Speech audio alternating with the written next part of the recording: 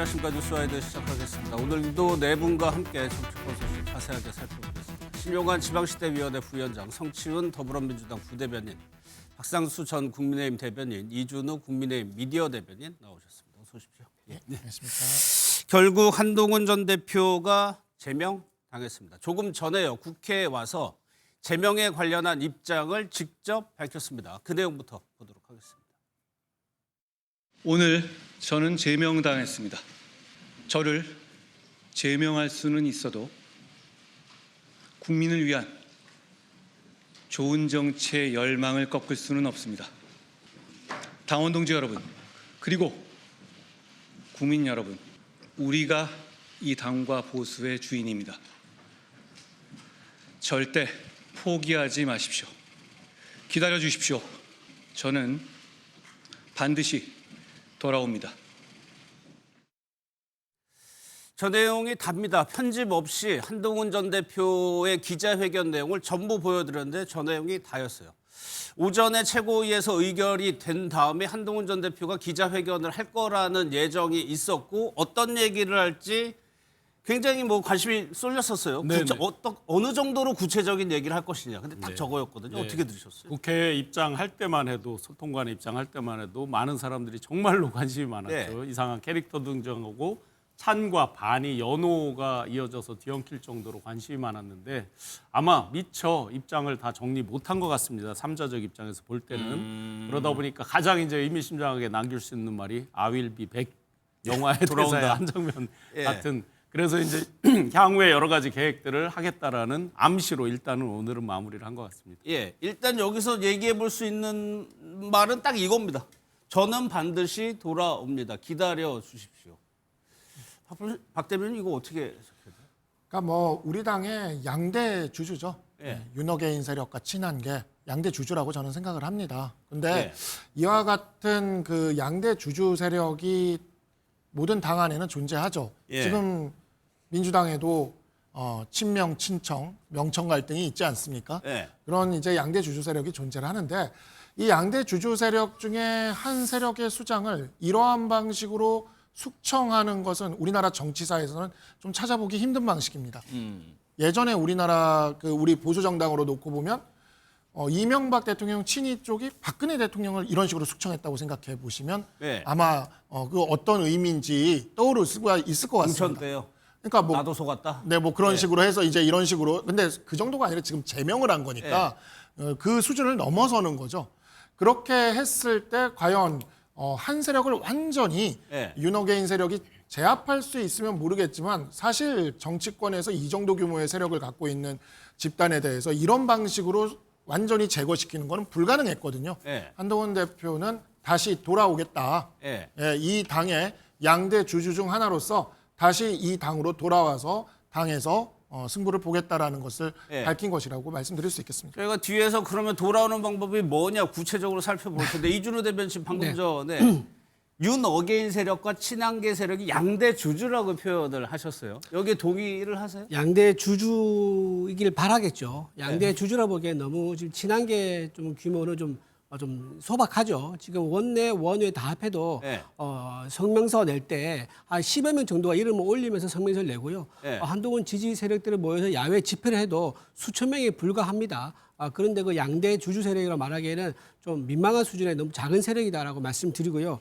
정치적 숙청이라고 그러는데 이 사안이 정치적 이슈가 아니죠. 이거는 당헌 당규상에 나와 있는 해당 행위에 대한 처벌을 이제 한 겁니다. 그러니까 당원 게시판에 올라와 있는 이제 당원들의 자유로운 자생적인 여론 형성에 대해서 인위적으로 왜곡을 시켰고 그 왜곡된 여론을 언론을 통해서 보도를 함으로 인해 가지고 전체 당원들의 의견이 마치 한쪽 방향인 것처럼 왜곡을 시켰던 그 사안 때문에 문제가 되고 있는 건데 이걸 가지고 정치적 수청이라고 얘기한 것은 좀 온당하지 않다. 그리고 이제 재심 기회를 줬음에도 불구하고 신청을 그 본인이 활용하지 않았죠. 스스로 포기를 해버린 것도 있었죠. 그리고 본인이 오늘 좀 드라마틱하게 기자회견을 좀 하는 게 아닌가 싶은 저도 그런 약간 예상을 했었는데 그런 게 없었어요. 제가 이제 생각했던 건 뭐냐면은 입증하는 본인이 이제 관계가 없다는 것을 입증하는 무슨 자료를 들고 나와가지고 징계 결정이 확정돼 그 순간에 발레를 들어서 드라마틱하게 역전시키는 그런 걸 혹시 준비했나라 생각했었는데 그런 거 없이 그냥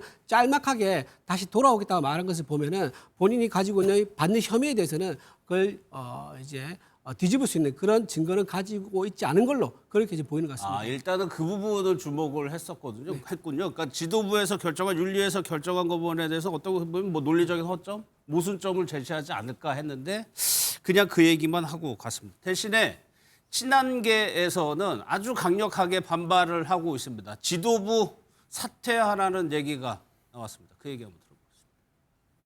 한동훈 전 대표에 대한 제명 결정은 심각한 해당 행위로 우리 의원들은 절대 받아들일 수 없습니다.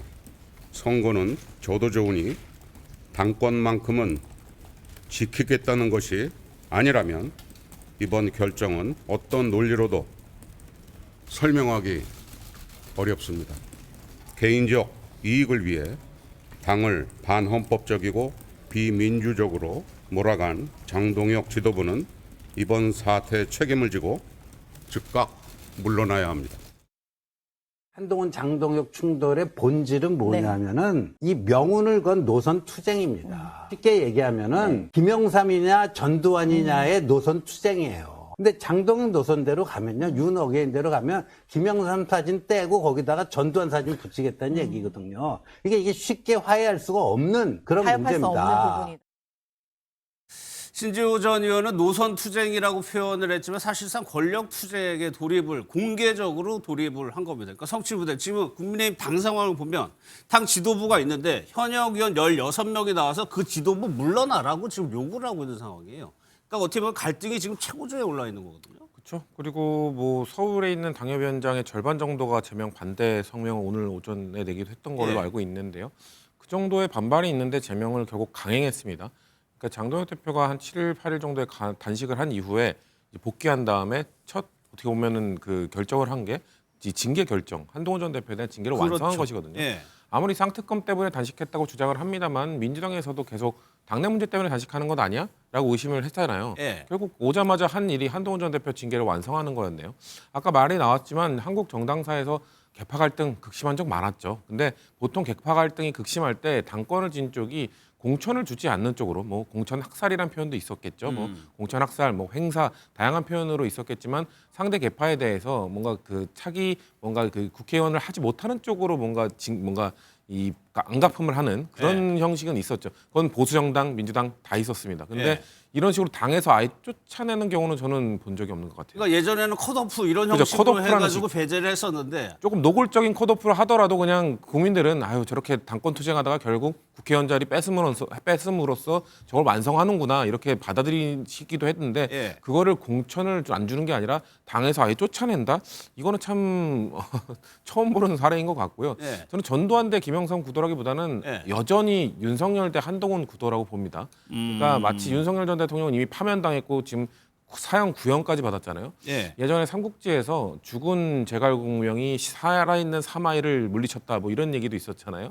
그런 것처럼 마치 파면당하고 이미 나가고 파면당하고 사형 선고까지 받은 윤석열이 한동훈 전 대표를 지금 이긴 거라고 봅니다. 근데 하나의 작은 전투에서 이긴 거죠. 그러니까 저는 봤을 때는 한동훈 전 대표를 지금 어떻게든 윤석열 전 대통령에 대한 파면의 책임을 묻고 쫓아낼 수는 있을지 모르겠습니다만 글쎄요. 어떤 식으로 복귀를 하든 국민들께서는 이렇게 쫓아내고 아마 이 김정욱 전 최고도 이제 며칠 뒤에 또 쫓아내질 거잖아요. 가능성이 그렇게 됐을 때 국민의힘에 대한 국민들의 시선이 어떻게 될지 저희 당으로서는 이렇게 되면은 나쁠 건 없습니다. 지방선거에 저희는 좋습니다. 하지만 정당 운영을 이렇게 해도 되는지 모르겠습니다.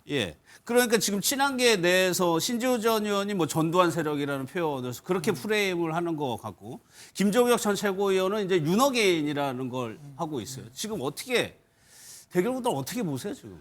그러니까 뭐 국회의원 16명이 지금 이제 지도부 사퇴에 대한 성명을 냈고 오늘 오전에 또 서울시의 당협위원장 중에 절반 정도가 역시 또 성명을 냈고 방금 원외 당협위원장 24명이 또 성명을 냈습니다. 예. 그래서 24명은 장동혁 대표 사퇴 성명을 지금 냈습니다. 저를 포함해서 전현직으로 해서 예. 최근에 이제 사퇴한 사람들까지 해서는 24명이 또 성명을 냈습니다. 예. 뭐 열 몇 명이라고 얘기하기에는 굉장히 많은 숫자예요. 그러니까 양대 주주가 맞고 그 계속 몇천 명이라는 이야기라는데 그게 그 주최 측에서 경찰에 신고할 때 예. 예상 인원을 1,000몇백 명을 해서 이렇게 신고를 했나 봐요. 그거 가지고 지금 계속 얘기하는데 예상 인원과 실제 나온 인원은 전혀 다른 거죠. 근데 항상 이런 식으로 진실로부터 멀어져서 그 사실관계를 호도하고 선동하려고 하지만 예. 현실은 지금 정확하게 벌어지고 있고 방금 오세훈 시장이 이렇게 페북에 글을 올렸습니다. 예. 장동혁 즉각 물러나라. 기어이 당을 자멸의 길로 몰아넣어. 예. 이게 친한계의 어떤 그런 그 무슨 뭐 한줌에 이런 걸로 생각을 하시는 것 같은데 그렇지 않습니다. 이 싸움은요. 윤어게인 전두환식 군사 독재 찬양 보수와 수도권을 중심으로 하는 개혁 보수 간에 예. 이 보수라는 진영을 놓고 펼쳐지는 가장 거대한 싸움이 시작되었다. 예. 오늘 그 싸움의 신호탄을 장동혁 대표가 쏘아 올렸다. 그리고 우리는 그 도전에 대해서 한 발자국도 물러나지 않고 응전할 생각이라는 것을 말씀드리겠습니다. 그럼 정리를 한번 해볼게요. 방금 전에 서울시당의 당협위원장 절반 정도가 네. 지도부 사퇴를 요구했고, 그렇죠. 그 다음에 또 어떤 거 있었죠? 그러니까 지금 원외 당협위원장 중에 전현직 원외 24명, 당협위원장? 전현직? 24명이 또 성명을 장동혁 대표 사퇴 성명을 네. 또 냈습니다. 사실 여기서 의미 있는 게 방금 말씀해 주셨는데 오세훈 서울시장이 장동혁 대표 물러나야 된다고 네네. 아주 강하게 얘기를 했거든요. 지금 서울은 하프앤하프 지역이 정말 많잖아요. 예. 선거를 해보면 개별 이제 구별로 구청장 등등의 선거를 이제 앞두고 있는 거잖아요. 시장 선거도 마찬가지고. 그렇게 보면 이제 서울에 지역구를 두고 있는 분들은 정말 절박한 심정일 거예요. 여기에 이제 소위 말하는 윤어게인 세력과 함께한다. 그랬을 때 서울 시민들이 과연 뭐 개별 정책은 이제 변론이고요. 예. 부동산이라든지 이런 정책으로 오는 부분은 변론이고 이미지에 있어서 과연 지금 23년형 한덕수 총리 받고 뭐 등등을 보면서 윤어게인 세력과 함께한다 상당히 어렵게 느낄 겁니다. 그러면 지난번에 이제 고성국 씨가 그 얘기를 했었죠. 한동훈 다음은 누구다.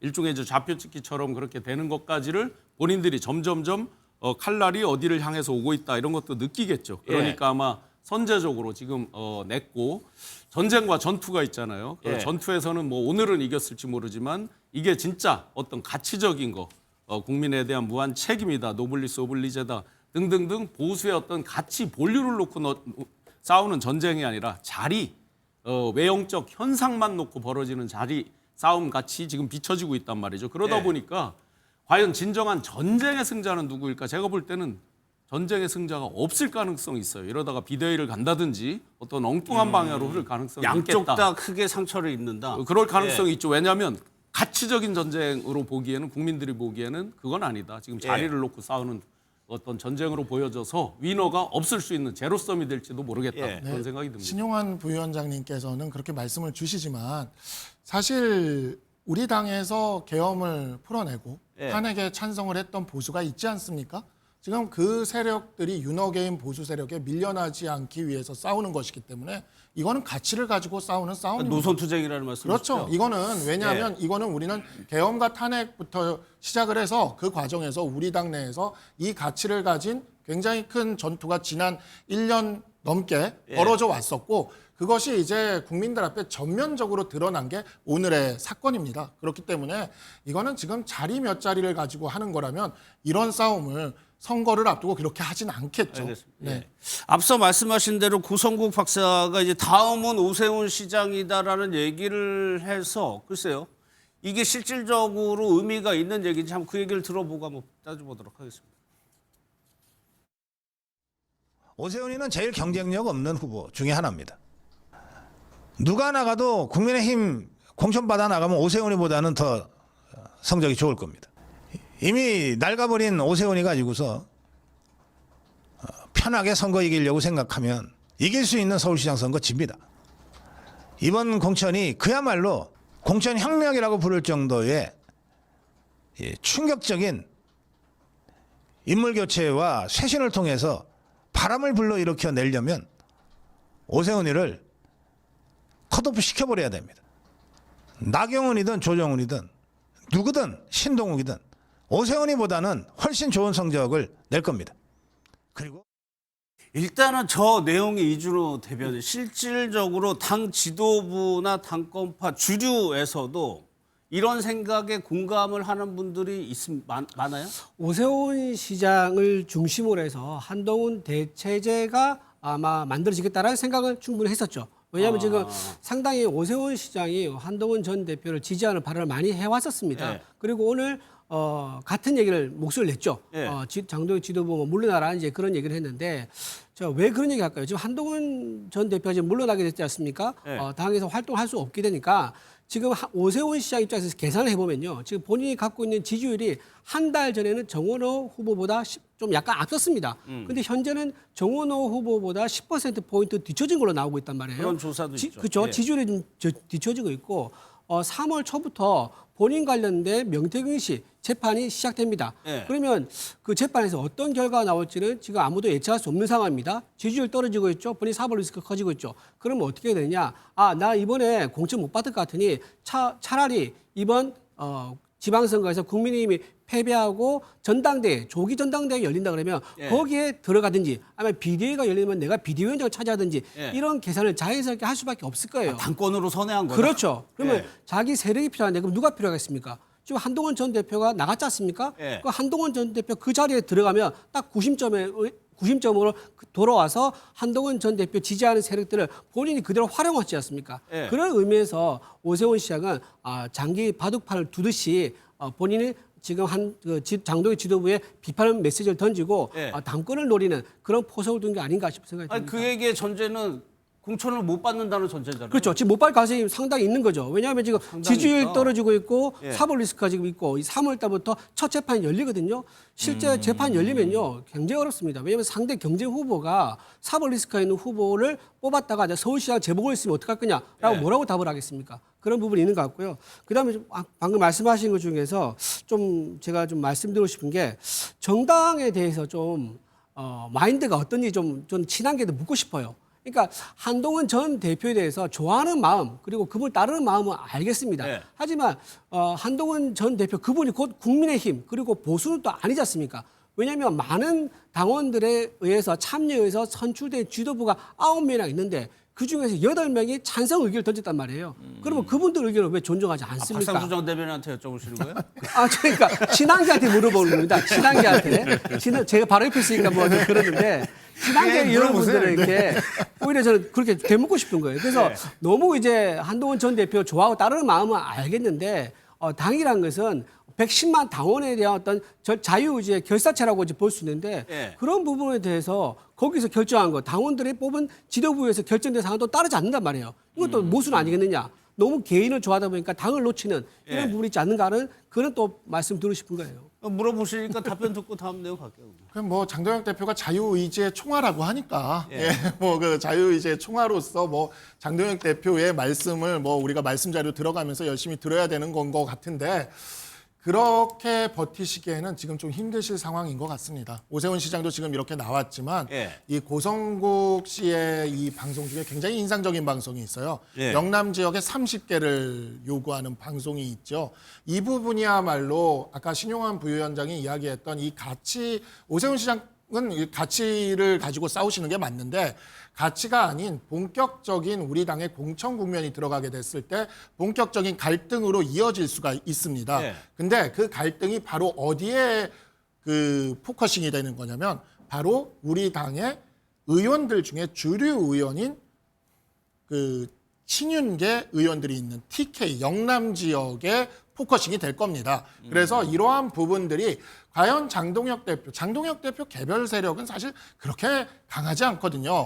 근데 그 세력만을 가지고 지금 사방을 다 적으로 돌리면서 이 정치를 이어가고 있는데 얼마나 버틸 수 있을지는 두고 볼 문제라고 생각을 합니다. 아니 저희가 이제 어제 국민의힘 현역 의원 단톡방에서 그냥 방금 말씀하신 그 여론조사 내용이 공유가 됐다는 거예요. 근데 거기에 현역 의원들의 반응을 보니까 굉장히 지도부를 성태화하는 내용들이 많았다는 거예요. 낭패라고 쓰는 현역 의원들도 있었고 뺄셈 정치는 패배하게 된다라는 답변이 있었다는 거예요. 여기 보면 또 다른 현역 의원은 한두 달 전에 기대해 볼 만했던 서울이 벼랑 끝으로 가고 있다라고 얘기를 하고 있어요. 108명이 참여하고 있는 현역 의원의 단체 방입니다.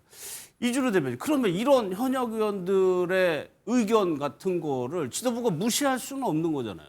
그렇죠. 그 의견을 무시할 수도 없고 그 의견을 다 경청하고 심사숙고해서 종합적으로 결정을 내리겠죠. 예. 근데 지금 저기서 올라오신 분들이 지금 밖에서 얘기하고 있는 장동혁 지도부의 결정에 대해서 반대 의견을 낸 사람과 저는 동일이라고 생각합니다. 그러니까 이른바 친한계 의원들. 그렇죠. 친한계 의원들이 저런 이제 의견을 올렸을 거고 저런 의견을 소수라 하더라도요. 예. 많이 올리고 자주 올리고 반복 올리면 그게 자주 노출되니까 그게 다수의 의견인 것처럼 보일 수는 있습니다. 그러니까 당원 게시판 여론조사 사건도 같은 내용이죠. 그러니까 사실은 IP가 5, 6개가 돌아가는데 그게 예. 똑같은 비슷한 내용으로 자주 올라오고 도배가 되니까 전체 의견인 것처럼 왜곡돼 가지고 언론에 보도가 되고 이렇지 않습니까? 그런 것처럼 저런 의견이 나타날 수 있는 건데 거기에 대해서는 우리 당에서는 공식적인 절차에 의해서 당무감사위, 윤리위, 최고위 절차를 거쳤기 때문에 절차적 하자가 없는 거고요. 내용상에도 충분히 소명할 기회를 줬음에도 불구하고 한동훈 전 대표가 그걸 활용 안 했지 않습니까? 예. 스스로 포기를 한 거니까 거기에 대해서는 한동훈 전 대표가 딱히 할 말은 없어서 오늘 저렇게 짧게 얘기한 거 아닌가 싶은 생각이 듭니다. 그러니까 여기 소수라는 걸 이제 얘기하시는 거 박상수 전 대변인은 지금 양강이라고 이제 표현을 하신 건데 제3자적 입장에서 한번 성취 부대 지금 이게 굉장히 중요하거든요. 이 파괴력이 지도부 사퇴를 요구하는 목소리가 어디까지 퍼지느냐 그 동력이 지금 관건인데 어떻게 보세요? 지금 그러니까 뭐 숫자 노름을 할 땐가 네. 지금 그러니까 지금 한동훈 전 대표를 지지하는 분들이 모였을 때 지금 당권파라고 하는 분들이 뭐 몇 명 모였다 요 얘기하더라고요. 그게 중요합니까? 뭐 그분들이 뭐 2,000명 모였다고 하던데 그럼 2,000명 모인 당원들의 목소리는 그냥 무시해도 되는 목소리인가 보죠. 네. 국민의힘은 정당 운영을 그렇게 하나 보죠. 그러니까 이번에 김종익 전 최고의 징계 결정 윤리위원회 거기 보면 그러니까 당 대표라는 사람은 당원들의 자유 의지의 총합이다. 뭐 이런 표현을 썼더라고요. 네. 그러니까 쉽게 말하면 당원들이 뽑은 당 대표니까 당 대표에 대해서 비판하면 안 된다. 그러니까 그 당 대표에 대해 공격하는 사람들은 징계를 받아도 마땅하다 이런 논리거든요. 예. 자 그러면 이게 지금 뭐 몇 대 몇이냐 이건 별로 중요한 게 아닙니다. 왜냐하면 그렇게 치면은 앞으로 국민의힘 장동혁 대표는 이재명 대통령한테 비판할 수 없습니다. 국민들의 의지의 총합에 의해서 자유의지에서 선출된 대통령 아닙니까? 그럼 대통령 비판하는 장동혁 대표는 한국에서 쫓아내도 되는 겁니까? 그러니까 이런 논리가 맞지 않는 민주주의 국가에서 맞지 않는 거죠. 그러니까 뭔가 지금 국민의힘이 그래서 한동훈 대표를 지지하는 사람이 그게 뭐 확대되고 있다, 뭐 과장되고 있다, 몇 프로다 이게 중요한가요? 그러니까 지금 겉보기에 뭐 이거 정확히 측정하기는 어렵습니다만 뭐 이게 6대 4가 됐든 7대 3이 됐든 뭐 당권파가 다수인 건 맞겠죠. 그렇다고 해서 30% 40% 아니면 뭐 20% 정도로 작다고 치더라도 그 사람들의 목소리는 그냥 치부해버리고 그냥 쫓아내도 되는 건지 이거를 묻고 있는 것이거든요. 아까 말씀드린 것처럼 저희 당한테는 나쁠 게 없습니다만 정당의 운영이 이렇게 민주적으로 운영되지 않는 거에 대해서는 당연히 저희는 민주주의 국가에 살고 있는 사람으로서 이건 비판을 할 수밖에 없다는 겁니다. 예. 그런데 저는 좀 의아했던 부분이 오세훈 시장이 오늘 장동혁 대표 물러나라는 부분에 대해서 오세훈 시장은 현역이긴 합니다만 네. 공천심사 받아야 그렇죠. 되는 거죠. 그런데 공천심사를 현 지도부가 할 거란 말이에요. 네, 그 네. 지도부 나가라고 그러는 거. 이미 사실상 오늘 그 멘트로 승부수를 던졌다고 봅니다. 여기서 더 시간을 끌어봤자 전체적인 흐름 특히나 이제 5대 5였던 거를 7대 3으로 바꾼다든지 하는 여러 가지 이제 제도적인 부분에서도 본인에게 이제 불리하게 칼날이 온다라는 것들을 알고 있고 전체적인 오늘 이 정도의 기세로 한동훈 대표에 대해서 제명을 했다 그러면 나머지 일사천리로 아마 그 기세에 대해서 분명히 봤을 겁니다. 오세훈 시장 보면 그런 정치적인 흐름을 읽는 감각 또 네 번째 이렇게 하도록 굉장히 발달된 분이죠. 그러면 동물적인 후각으로 지금쯤에 이걸 던지는 게 맞다라고 오늘 판단을 했을 것 같습니다. 그러면 이후에 보관이 뭐가 있을까요, 오세훈 시장? 아마 오세훈 시장 같은 경우는 여기서 정면으로 맞서면서 물론 친한계와 같이 할 수도 있고 아닐 수도 있지만 이제 본인은 현직이라서 분명히 제약이 있죠. 행동에 그렇죠. 정치적 행동에 제약이고 사표를 언제 내실지는 모르지만 아마 독자적인 목소리를 계속 강하게 내면서 차후 입지를 좀 더 보지 않을까 생각은 듭니다. 이 말씀은 좀 드리고 싶은 게 이게 따로 또 가치라고 보시면 되겠습니다. 이게 오세훈 시장하고 친한계하고? 그러니까 이 모든 그러니까 반장동역의 어떤 큰 기운이 따로 또 같이 움직일 겁니다. 그러니까 크게 보면은 친한계가 있고요. 지금 저 단톡방에 그 이름이 가려져 있어서 이준우 대변인이 계속 호도를 하고 있지만 정말 깜짝 놀랄 이름들이 많습니다. 근데 왜 이 깜짝 놀랄 이름들? 그러니까 윤어게인의 주력에 서 있었던 그 이름들이 왜 지금 장동혁 대표를 이렇게 나오는가를 이렇게 봐야 되는데 제가 아까도 이야기를 했듯이 고성국 씨가 알짜 TK 자리에 30개를 달라는 요구를 대놓고 공개적으로 할 정도고 지금 오세훈 시장이 뭐라고 이야기를 합니까? 장동혁 대표와 주변 홍위병이라는 표현을 씁니다. 홍위병들에 위한 사당화를 이루고 있다라고 얘기를 합니다. 근데 이 사당화가 지금도 보면 이준우 대변인이 당의 미디어 대변인인데 공개적으로 당의 가장 주력한 서울시장 후보에게 서울시장 후보로 안 될 수도 있다라는 이야기를 하고 그리고 당대표 자리를 노리는 게 아니냐라는 이야기를 공개적으로 하지 않습니까? 곧 경선이든 공천이든 이런 것들이 부딪힐 텐데 이런 상황에서 이 지도부는 우리는 최소한 외면적인 공정성도 지키지 않겠다는 걸 선언한 거예요. 그러면 이 부분에 대해서 장동혁 대표가 얼마나 이것을 밀어붙일 만한 당내의 핵심적인 세력을 갖고 있느냐.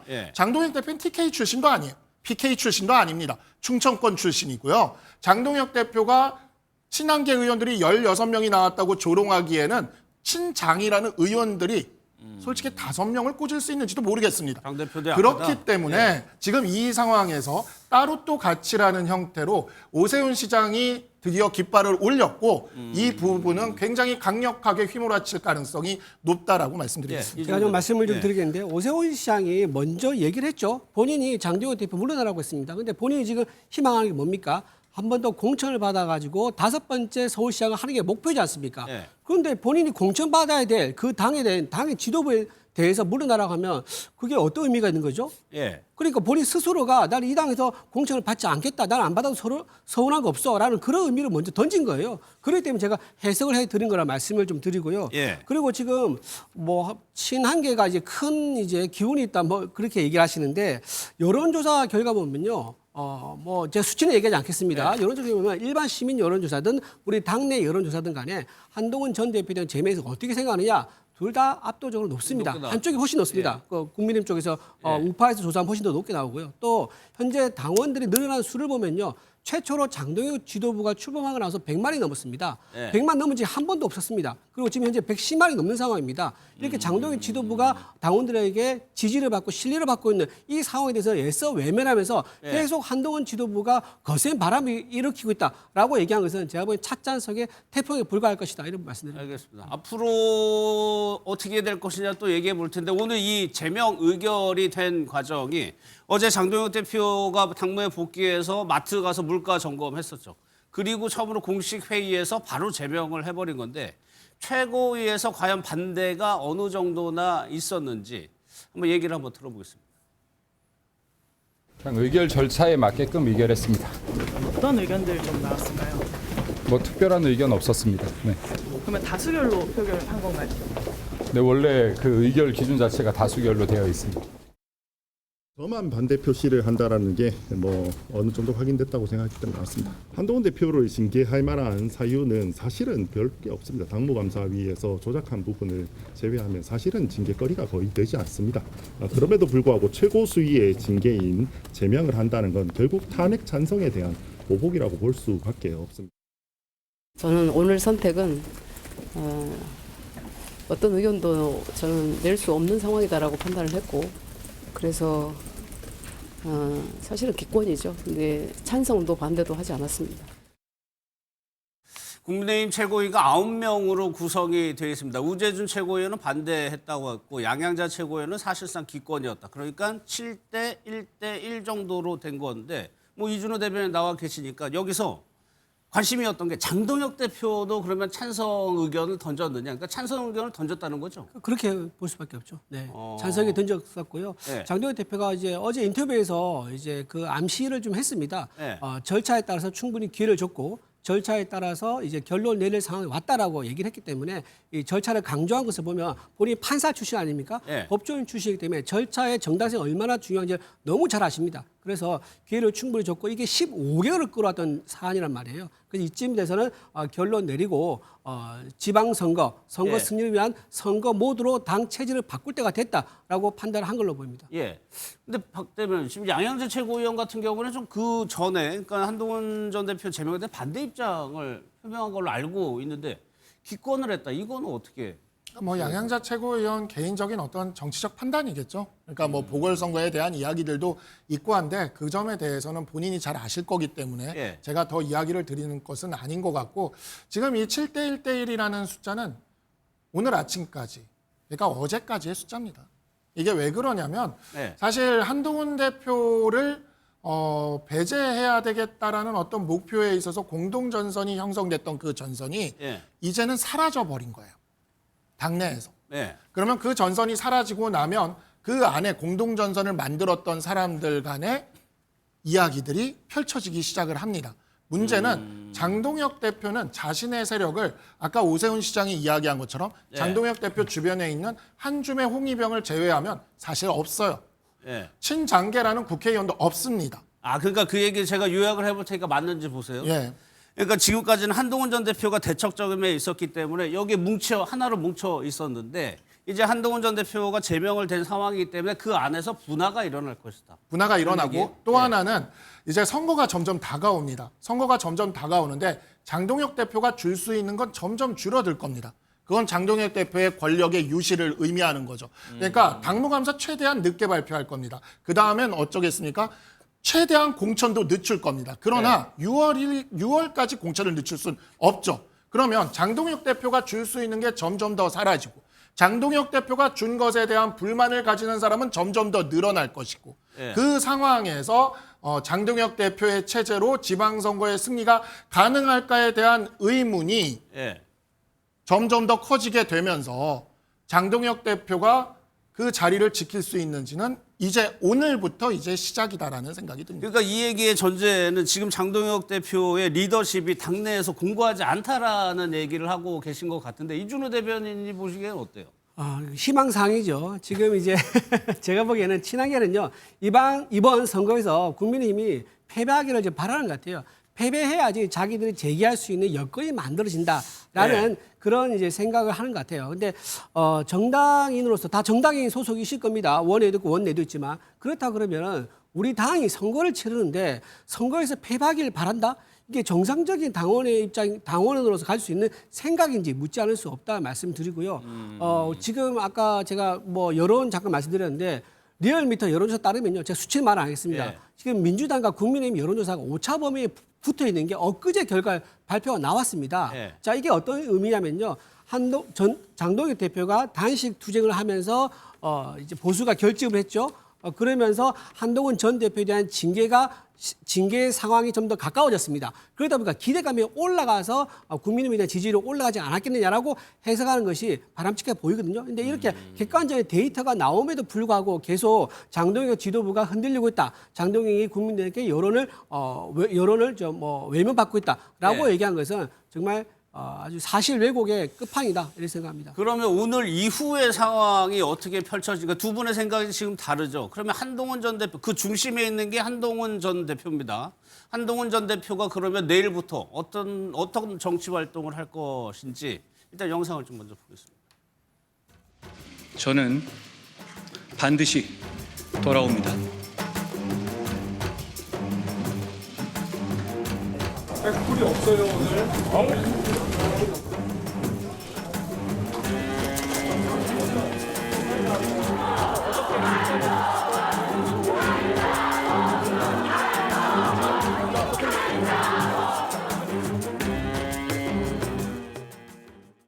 사실 저렇게 이제 정치인들이 기자회견을 영상으로 찍는 걸 하고 나면은 저기 이제 내려와가지고 백그라운드 브리핑이라고 해가지고 주고받는 문답식의 브리핑을 하게 되는데 그거를 안 하고 그냥 나갔다는 얘기입니다. 저 얘기밖에 들을 수가 없었어요.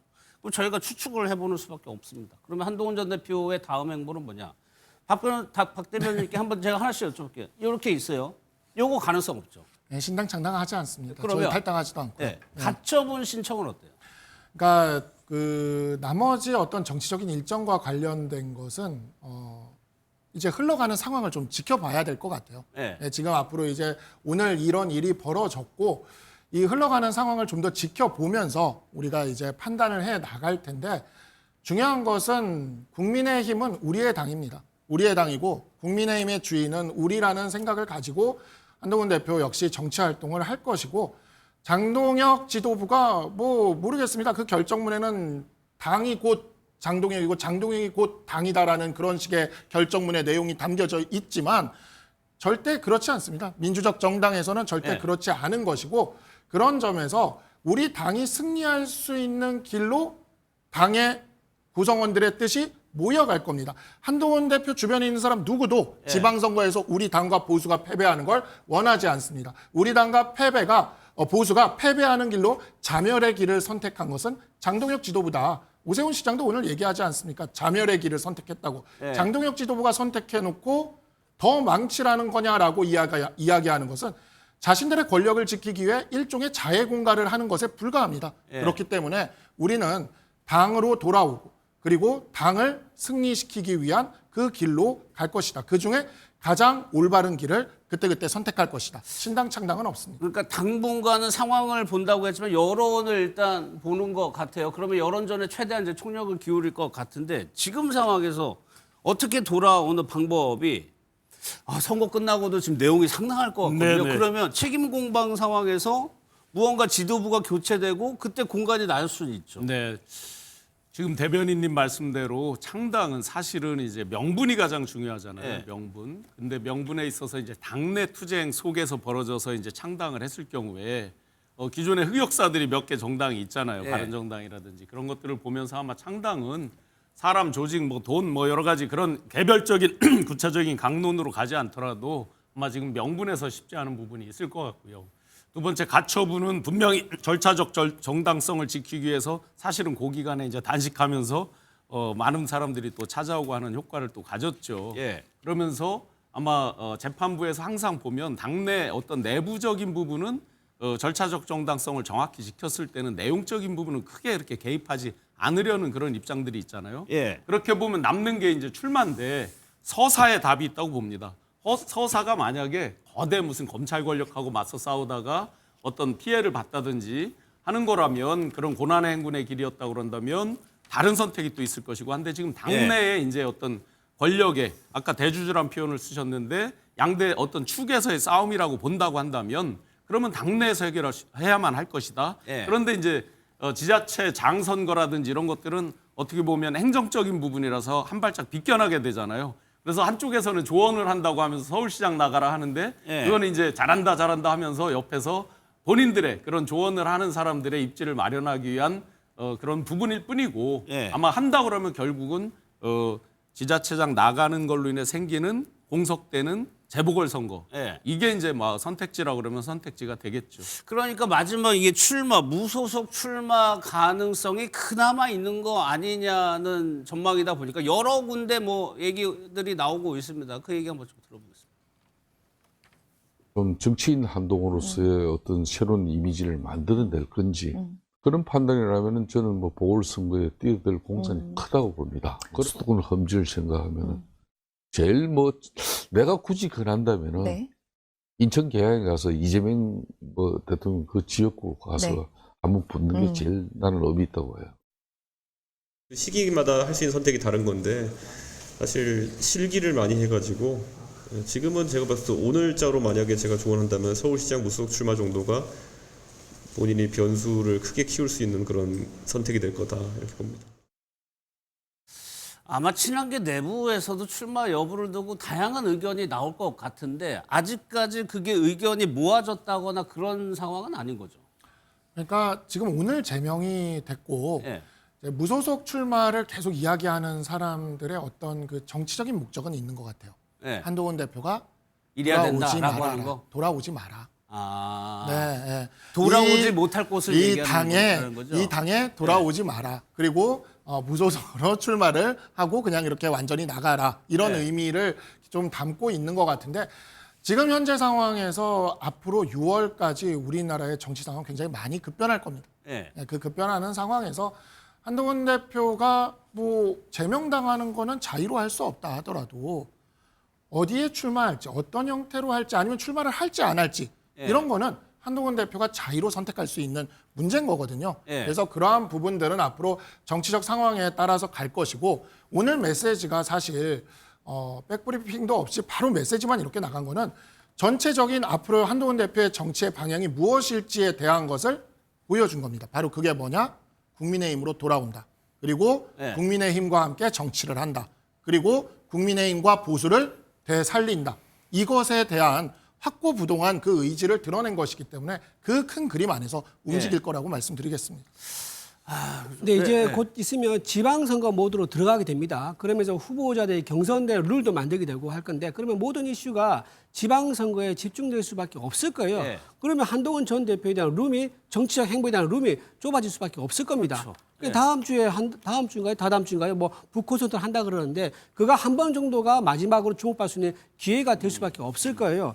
그런 상황임에도 불구하고 이렇게 계속 한동훈 전 대표에 대해서 돌아올 것이다, 막연하게 얘기한 것은 너무 추상적이고 막연하다. 그리고 아직까지도 친한계에 계신 분들은 지금의 당 대표가 한동훈 대표라고 믿는 것 같습니다. 지금 장동혁 대표가 출범한 지 지금 8개월 넘었거든요. 근데 아직까지도 한동훈 전 대표에 대해서 당 대표인 것처럼 하는 거 생각하고 발언하시는 것에 대해서 굉장히 애석하다 말씀을 좀 드리고요.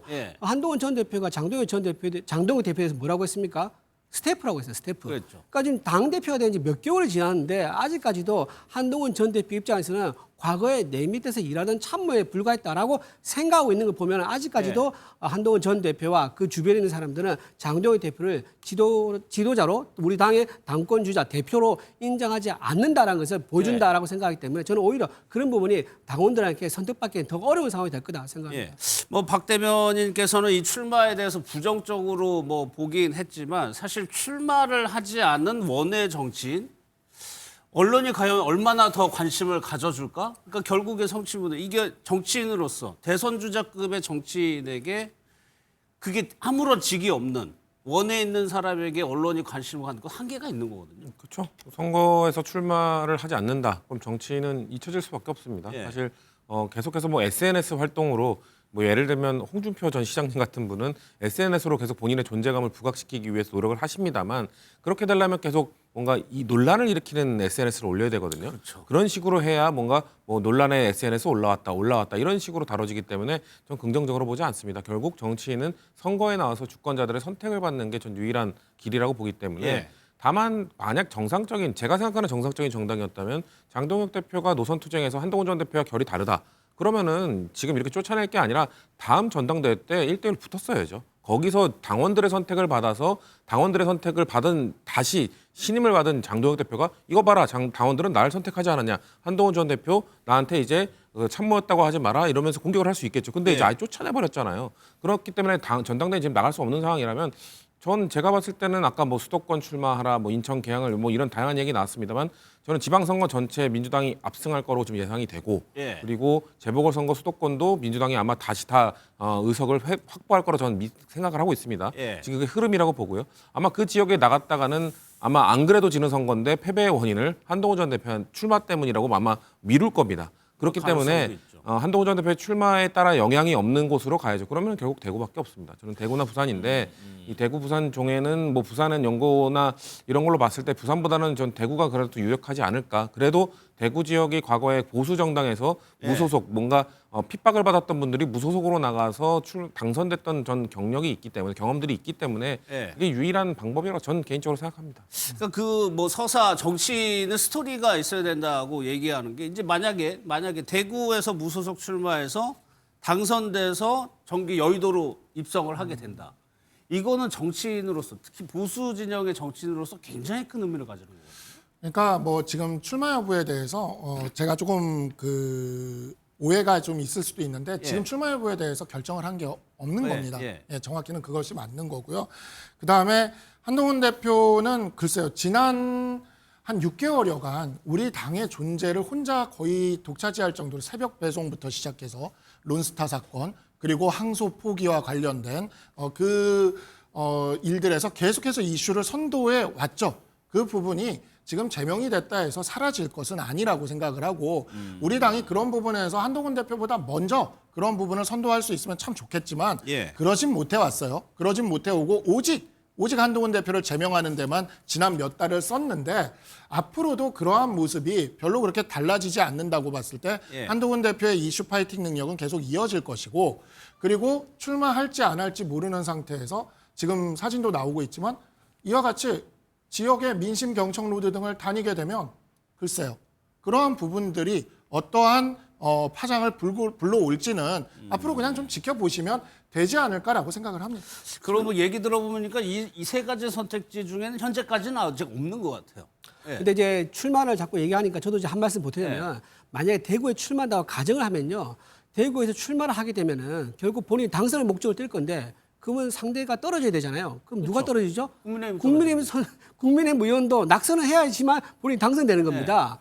국민의힘을 떨어뜨리고 낙선을 위해서 경쟁해가지고 당선돼서 원내에 들어왔다 그러면 오히려 국민의힘에 나중에 복당하는 것이 명분이 더 어려울 수가 있겠다 말씀을 드리고요. 또 하나 그러면 선거운동할 때 혼자 할 겁니까?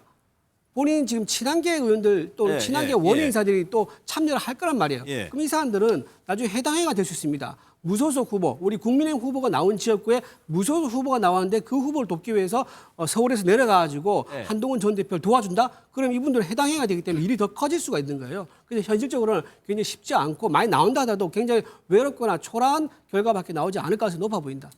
제가 이거는 한 말씀만 좀 여쭤볼게요. 해당행위가 된다 그러는데 김기흥 미디어 대변인이요. 한덕수 무소속 후보를 위해서 대변인으로 당시 당직과 당적이 있는 상태에서 활동을 했어요. 근데 무슨 해당 행위가 됐습니까? 그리고 김기흥 미디어 대변인은 오히려 포상 가깝게 미디어 대변인으로 당직까지 받았어요. 무슨 해당 행위가 된다는 거죠? 김기흥 미디어 대변인이 해당 행위라고 말씀하신 거죠? 제가 말씀드릴게요. 예, 김기흥 대변인이 그때 본인이 당직을 사퇴했습니다. 당적은 있었잖아요.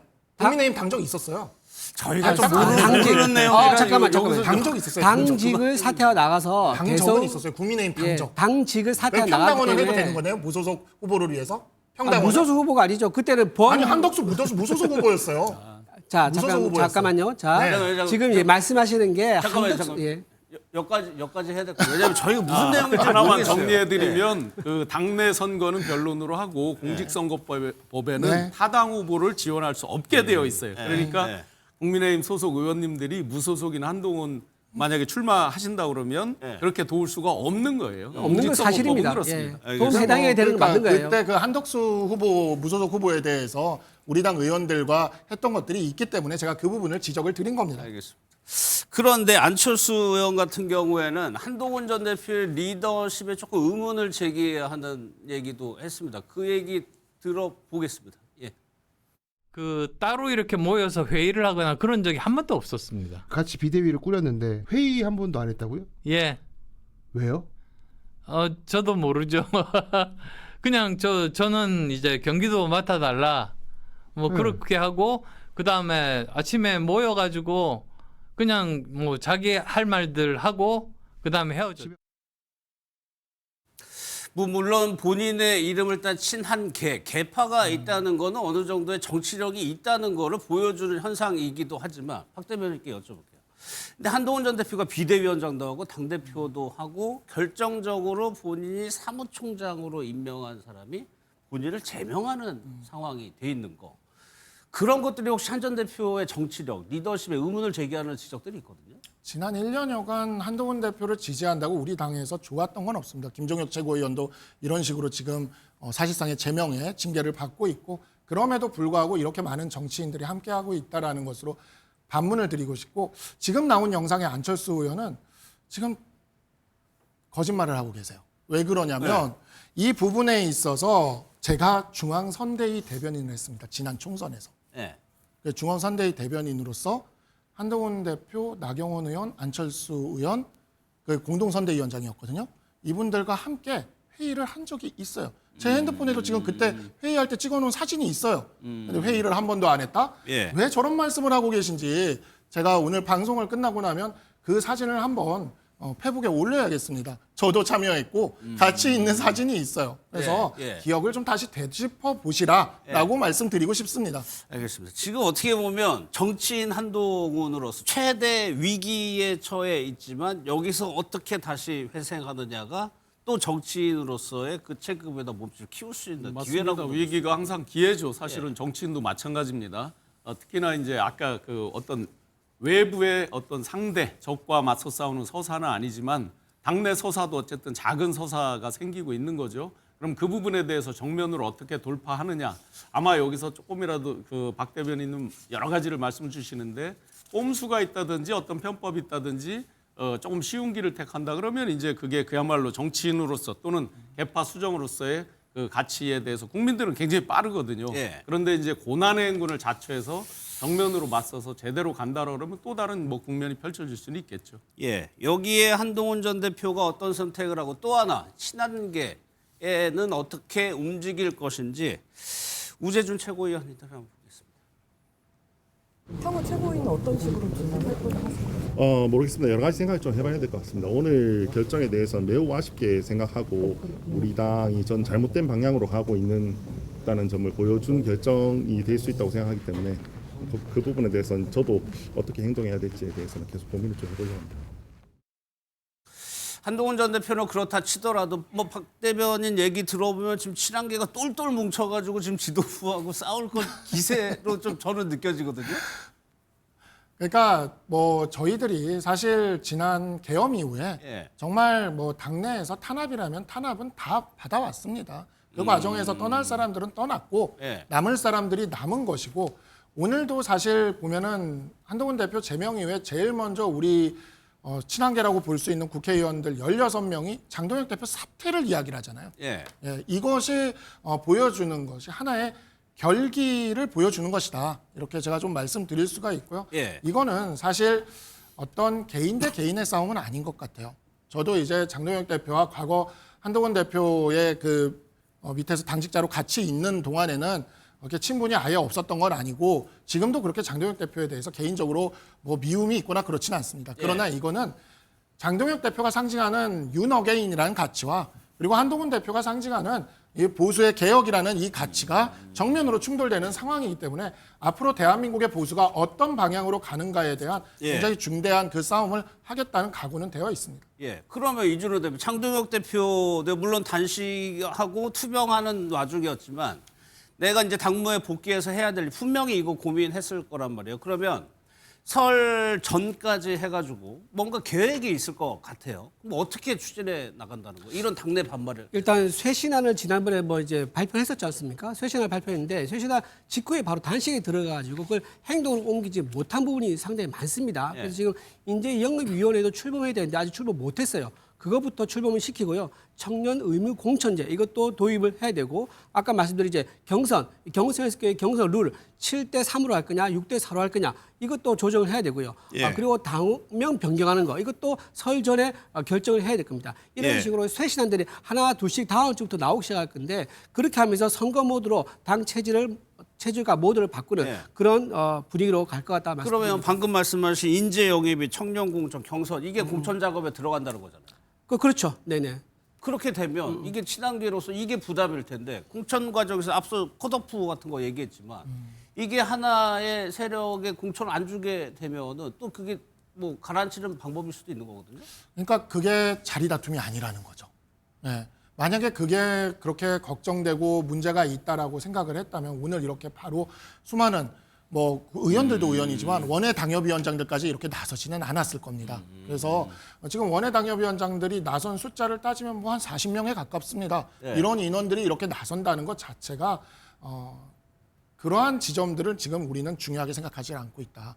이게 당의 앞으로의 노선과 우리 대한민국의 보수가 가야 될 길에 대한 그런 고민과 그런 큰 싸움을 생각을 하고 있다라고 말씀드리고 싶습니다. 네, 지금 아까 말씀하신 것 중에서 서울시의 이제 당위원장들이 많이 함께했다라고 얘기하는데 서울시 시당 위원장이 현재 누구죠? 배현지 의원입니다. 배현지 의원이 지금 친한계에서 친위대에서 행동단위 역할을 하고 있는 분 중에 한 분입니다. 그분이 중심으로 해가지고 서울시당 위원장들을 움직였다라고 보는 게 맞겠죠, 해석이. 그리고 안 움직이는 그 다수가 있다는 거, 그건 무슨 말이냐. 배현지 의원 시당위원장이 전체 서울시당을 장악하지 못했다라고 해석할 수 있는 부분입니다. 그래서 자꾸 이제 숫자를 얘기하면서 적지 않은 수다고 얘기하는데 오히려 그 역설적으로 적은 수지만 결기가 강하다라는 것을 보여주는 참 몸부림이 아닌가 싶은 생각이 듭니다. 아니 지금 남아있는 게 이제 김종혁 전 최고위원 남아있잖아요. 징계 별로 안 났죠. 네, 안 났죠. 조만간 합니까? 예, 할 것 같아요. 다음 주쯤에 하지 않을까 싶습니다. 현역 서울시장과 현역 서울시당위원장 그것도 당원의 판단에 의해서 선출된 겁니다. 배현진 서울시당위원장은 임명직이 아니에요. 당시 윤호개인 쪽 후보인 조정훈 의원과 붙어서 당원의 선택에 의해서 선출된 겁니다. 그렇게 당원의 선택이 중요한 거면 서울시당위원장은 왜 중요하게 생각을 안 하는지, 그러니까 그런 것 자체가 이미 개파적 사고가 머릿속에 강하게 박혀 있는 것이라는 생각이 들고요. 현역 서울시장과 현역 서울시당위원장, 현역 서울시 당협위원장의 절반, 이게 소수라면 뭐가 다수란 소리인지 모르겠습니다.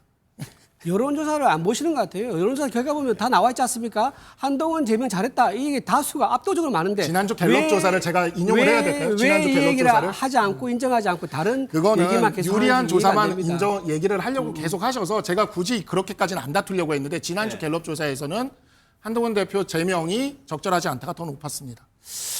참 오랫동안 방송을 진행했지만은 같은 당 내에서 이렇게 첨예하게 맞서는 거 거의 처음인 것 같아요. 그러니까 그럼에도 불구하고 분당은 안 한다는 거잖아요. 그렇죠. 그래서 더 사실은 이제 민주당 입장에서는 아까 송치훈 대변인님이 우리 입장에서는 좋다 이렇게 얘기했듯이 조금 더 아마 내용이 더 있을 걸로 예상도 되고 아마 그런데 분명한 건 대한민국이 양날개가 같이 가야 되는 이미 구조적 민주화 70년 역사를 오면서 구조적으로 고착화된 측면이 있거든요. 근데 건전한 양날개로 같이 가기를 바라는 마음에서 저희도 한쪽 정당에서 너무 이상한 방향의 싸움이라든지 이전 투구라고 우리가 흔히 얘기하잖아요. 이런 것들은 바람직하지 않게 보고 있는 거죠. 하나만 이준호 대변인께 더 여쭤볼게요. 강령을 변경하는데 여기에 건국, 산업화 이런 내용들이 들어가는 쪽으로 지금 검토를 하고 있는 거예요? 그런 얘기가 좀 있습니다. 이게 우리나라가 이제 언제부터 이제 1945년 신생 독립국가 전 세계적으로 한 100개가 넘었거든요. 그 중에서 제대로 선진국이 된 나라가 딱 유일한 한 나라입니다. 대한민국입니다. 그러니까 건국했을 때 자유민주주의와 시장체제라는 시스템을 도입하지 않았으면 오늘날의 대한민국 없었다는 것을 우리가 당원 당규에 넣을 필요가 있다. 그런 생각을 하고 있는 겁니다. 뭐 이준호 대변인도 아시겠지만 이런 단어가 주는 걸 아시죠? 어감, 방향성이라든가 이게 더 오른쪽으로 간다는 평가를 받을 텐데 그러면 당명도 그런 쪽으로 지금 고려하고 있는 거예요? 당명 저 뜻을 이제 담는 거죠. 뜻을 담는 건데 당명에 무슨 건국 주도라든가 이런 게 당명에 들어갈 수는 없을 거고요. 뜻을 담는 당명을 지금 심사숙고해서 찾고 있는 걸로 그렇게 알고 있습니다. 알겠습니다. 다음 달 발표 예정이라고 합니다. 그런데 이제 저 부분은 몇 가지 이제 가치적인 논쟁인데요. 계속 우리 대한민국 헌법 개헌할 때 이제 건국절 논쟁이 같이 들어오잖아요. 그리고 이제 5.18을 넣느냐 등등등. 이미 이제 헌법 전문에 많은 가치들이 들어가 있는 상황에서 건국절 논쟁으로 일부러 이제 그 비화된 측면이 있는데 지금 건국 주도라든지 이런 부분들이 이제 계속적으로 그런 부분을 상기하는 부분이 있고 그다음에 반전체주의, 반공산주의 이런 것들이 소위 말해서 그 윤석열 피고인 입장에서 계속해서 헌재 때도 그렇고 이 법정에서도 많이 쓰던 용어들이거든요. 그래서 국민들에게 많은 트라우마가 있는 용어라는 점도 분명히 감안하시기를 그렇게 바랍니다. 근데 근데 그렇다고 해서 친공산주의라든가 우리가 공산주의를 지향한다든가 그렇게 담을 수는 없는 거 아니겠습니까? 반공산주의는 전 국민이 공감하고 있고 역대 정부가 다 그걸 받고 존중해 왔는데 윤석열 전 대통령이 그 말 했다고 해서 그걸 취소하고 빼자. 그런 건 더 오히려 말이 안 되죠. 알겠습니다. 이 강령이라는 게 당의 정체성을 보여주는 거여서 실질적으로 이제 결과가 나오면 또 이제 성격이 규정이 될 것 같습니다. 이 두 분이 좀 기회를 제가 덜 잃었는데 김건희 여사 재판 관련해서 조금 많이 여쭤보도록 하겠습니다. 지금 여권에서 굉장히 많은 불만들이 나오고 있습니다. 직접 한번 들어보도록 하겠습니다. 이 판결이 잘못된 점은 법률가라면 누구든지 인정하고 이유를 찾으려면 한이 없어요. 문제는 그러니까 우리가 사법개혁을 빨리 해야 돼요. 배심제에서 일반 국민이었으면 이거 문제 선고하겠습니까? 배심제 택도 한다는 소리죠. 뿐만 아니라 정말 AI 판사를 도입해야 되지 않냐는 아무튼 항소심에서는 제대로 잡아야 될 것 같아요. 어떻게 김건희한테 1년 8개월입니까? 그리고 도이치모터스 주가 조작, 통일교, 연태균 아저씨도 납득 못할 거예요. 항소심에서 잘해야 된다 하지만은 이건 정도를 넘었잖아요. 그렇기 때문에 뭐라고 얘기해야 돼요? 저는 딱 생각이 그래요. 아, 김건희는 곧 걸어 나오겠구나. 저런 재판부라고 하면은. 그러신 것처럼 AI 판사를 도입해야 되는 거 아니냐는 말까지 나오고 있는데 성추행 부대입니다. 가장 지금 여권에서 문제로 삼고 있는 부분이 어떤 거예요, 어제? 일단 뭐 세 가지 혐의 중에 일단 뭐 도이치모터스 주가 조작 의혹, 그리고 명태균 씨 관련 공천 개입 의혹, 그리고 마지막 통일교 관련 의혹. 이것 중에 지금 통일교 관련 그 뇌물수수 그쪽만 지금 일부 유죄가 나온 거잖아요. 그러니까 전체적으로 그 우열을 가릴 수가 없습니다. 우리 당 입장에서는 어떻게 3개 중에 3개 다 유죄가 분명하다고 저희는 판단하고 있었는데 2개가 무죄가 나오고 하나도 일부 무죄가 나올 수 있느냐? 저는 그러면은 그 뭐 여러 가지가 있기 때문에 다 다루기는 어려울 것 같고 일부 유죄 저는 그게 또 더 심각하다고 보는데 샤넬백 2개와 그 반그래프 목걸이 그래프 목걸이와 샤넬백 하나는 인정하고 또 하나는 인정을 안 해버렸어요. 그렇죠. 그러니까 4월에 줬던 샤넬백 그건 괜찮다. 7월에 줬던 샤넬백은 그 전후로 뭔가 문자를 주고받고 대가성을 논의했기 때문에 뇌물. 그다음 그래프 목걸이도 뇌물 이렇게 얘기했거든요. 근데 상식적으로 생각했을 때 4월에 일단 샤넬백을 하나 줬고 그런 다음에 7월에 또 하나 줬기 때문에 누적이 돼서 7월에 이제 대가성으로 너네 그럼 뭘 바라는데 하고 뭔가 대가성으로 뭔가 해준 거 아니겠습니까? 그럼 당연히 4월에 줬던 샤넬백도 인정이 돼서 형량이 올라갔어요. 근데 그거에 대해서 인정 안 해준 것 이렇게 그냥 저희가 뭐 법리적으로 따질 것도 없고요. 그냥 일반 국민 상식에서 봤을 때 아니 어떻게 3개를 줬는데 하나를 그 이전에 줬다고 해서 그거를 인정해 주지 않지? 이것 자체가 납득이 되지 않는다는 겁니다. 뭐 명태균 씨 얘기도 할 말이 많고 도이치모터스 주가 조작 의혹도 할 말이 많습니다만 지금 민주당 입장에서는 글쎄 이 특검이 부족한 부분도 있었던 것 같아요. 어쨌거나 특검의 성적표는 이 1심의 판결로 나오는 겁니다. 판결 이 성적표가 매우 안 좋은 거의 뭐 F에 가까운 성적표가 나왔기 때문에 특검의 책임도 자유로울 수 없습니다만 특검이 부족한 부분도 있겠지만 재판부가 이 판결문을 읽으면서 판결문 내용을 보면은 이렇게 이 도이치모터스 그 주가 조작도 인지를 하고 있는데 공동의 정범으로서 뭐 증거가 없으니 무죄 이렇게 말하는 거에 대해서 국민들께서 어느 정도 납득할 수 있겠는가? 물론 사법부의 판단은 늘 존중해야 합니다만 민주당으로서는 이건 항소심에 가서 다시 따져봐야 될 문제가 너무 많다라는 말씀드리겠습니다. 신용원 부위원장께서 개인적으로 뭐가 제일 이해가? 아니 개인적으로 명태균 게이트 관련해서 이제 자료를 공개하고 수사기관의 수사를 받은 사람의 입장에서 또 김건희 씨 측으로부터 사실상 이제 고소고발을 당해서 조사를 받고 했던 입장에서 참담하죠. 뭐 정말 많은 패널 분들이 다 말씀하시고 변호사분들이 분석도 해주셨지만 문구를 보면 그냥 총체적으로 말씀드리면 변호인의 어떤 변론 이런 것들처럼 마치 판결문이 진행되는 거 아니냐. 그리고 도이치모터스 같은 경우에 그러면 이미 방법론에 대한 걸 가르쳐 준 거 아니냐. 그렇게 주가 조작하는 거에 같이 참여하고 8억이 넘는 수익을 가지고도 지금 무죄다라고 한다면 아주 교묘하게 법의 법망을 피해갈 수 있는 게 굉장히 정답을 가르쳐줬고요. 샤넬백 정도는 의례적인 선물이다. 이제 사회적인 가이드라인을 제시를 한 셈이죠. 샤넬백 정도 줬을 때 이제 앞으로 어떻게 처벌할 거예요? 그 부분에 더군다나 대통령 영부인의 지위에 있는 사람에게 준 것도 그 정도면 나머지 그보다 밑에 저기를 했을 때 당연히 의례적인 거다 했을 때 과연 어떻게 할 것인가 등등등 우리의 도덕적 가치마저도 흔들리게 만드는 판결 아니었냐. 형량을 떠나서. 그래서 전반적으로 행위는 있었으나 처벌은 받지 않는다. 그러면 아까 또 판결문 중에 보니까 이제 이 얘기를 하시던데 사회적 위치에 따라서 그게 형이 바뀌거나 하면 안 된다. 거꾸로 뒤집어 보면요. 당연히 맞는 말이죠. 사회적 위치에 따라서 더 봐주거나 더 세게 하거나 하면 안 되죠. 사회적 위치가 그렇게 중한 위치, 특검에서 V0까지 개념 규정했던 중한 위치에 있었기 때문에 그에 상응하는 처벌을 해야 되는 거죠, 역으로. 그래서 전반적으로 행위는 있었으나 처벌은 하지 않는다. 제가 기업인 출신으로서 어제 오늘 기업인들 전화를 많이 받았어요. 아마 보통의 기업인들은 대부분 보수적인 분들이 상대적으로 많아요. 중도 보수적인 분들이 많은데 그들도 상당히 다 황당하다라는 반응이에요. 예외 없이요. 그런 정도로 국민 감정은 좋지 않다. 알겠습니다. 근데 우인성 판사가 인용한 문구가 이제 두고도 좀 말이 많습니다. 그 한자 용어들이었는데 그 얘기 한번 들어보도록 하겠습니다. 옛말에 형무등급 그리고 추무리불량이라는 말이 있습니다. 법의 적용에는 그 적용을 받는 사람이 권력자이든 아니면 권력을 잃은 자이든 예외나 차별이 없어야 합니다. 마찬가지로 무죄 추정의 원칙이나 인 두비오 프로레오, 즉 불분명할 때에는 피고인의 이익으로와 같은 법의 일반 원칙도 피고인이 권력자라 하여 혹은 권력을 잃은 자라 하여 다르게 나누어 적용될 수 없습니다. 고가의 사치품을 뿌리치지 못하고 수수한 다음 이를 가지고 자신을 치장하는 데 급급하였습니다. 거미불로 화이불치라는 말처럼 굳이 값비싼 재물을 두르지 않더라도 검소하게 품위를 유지할 수 있습니다.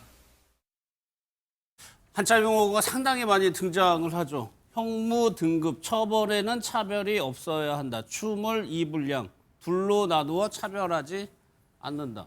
그다음에 변호사 하시니까 네. 원래 판사 판결문을 읽을 때 이렇게 인용합니까? 이제 판결문으로 판사는 평가받는다고들 하죠. 예. 그래서 판결문을 쓰는 거는 판사의 재량인데 이번 판결문은 저도 좀 굉장히 독특한 좀 이렇게 보기 힘들었던 그런 판결문인 것 같고요. 예. 근데 인두비오 프로레오 법칙 같은 경우는 라틴어에 있는 건데 예. 의심스러울 땐 피고인의 이익으로라 그래서 우리 법률가들은 다 아는 대원칙이에요. 로마법에서부터 이어져 오는 대원칙이고 예. 그거를 이제 사용한 거기 때문에 뭐 그거는 크게 이상하진 않은데 저 한자어들은 조금 제가 좀 생소하다는 생각은 했습니다. 근데 저 한자어들을 가지고 결국에는 인두비오 프로레오를 가지고 왔는데 이 인두비오 프로레오를 가져온 이유가 바로 그 홍준표 전 시장과 조국 대표가 법리 논쟁을 요즘엔 참 이 시사 프로그램들에서 법리 논쟁들을 다 하고 있어서 이 법리 논쟁을 한 그 이유가 되는 겁니다. 네. 이게 학설 대립이 있는데요.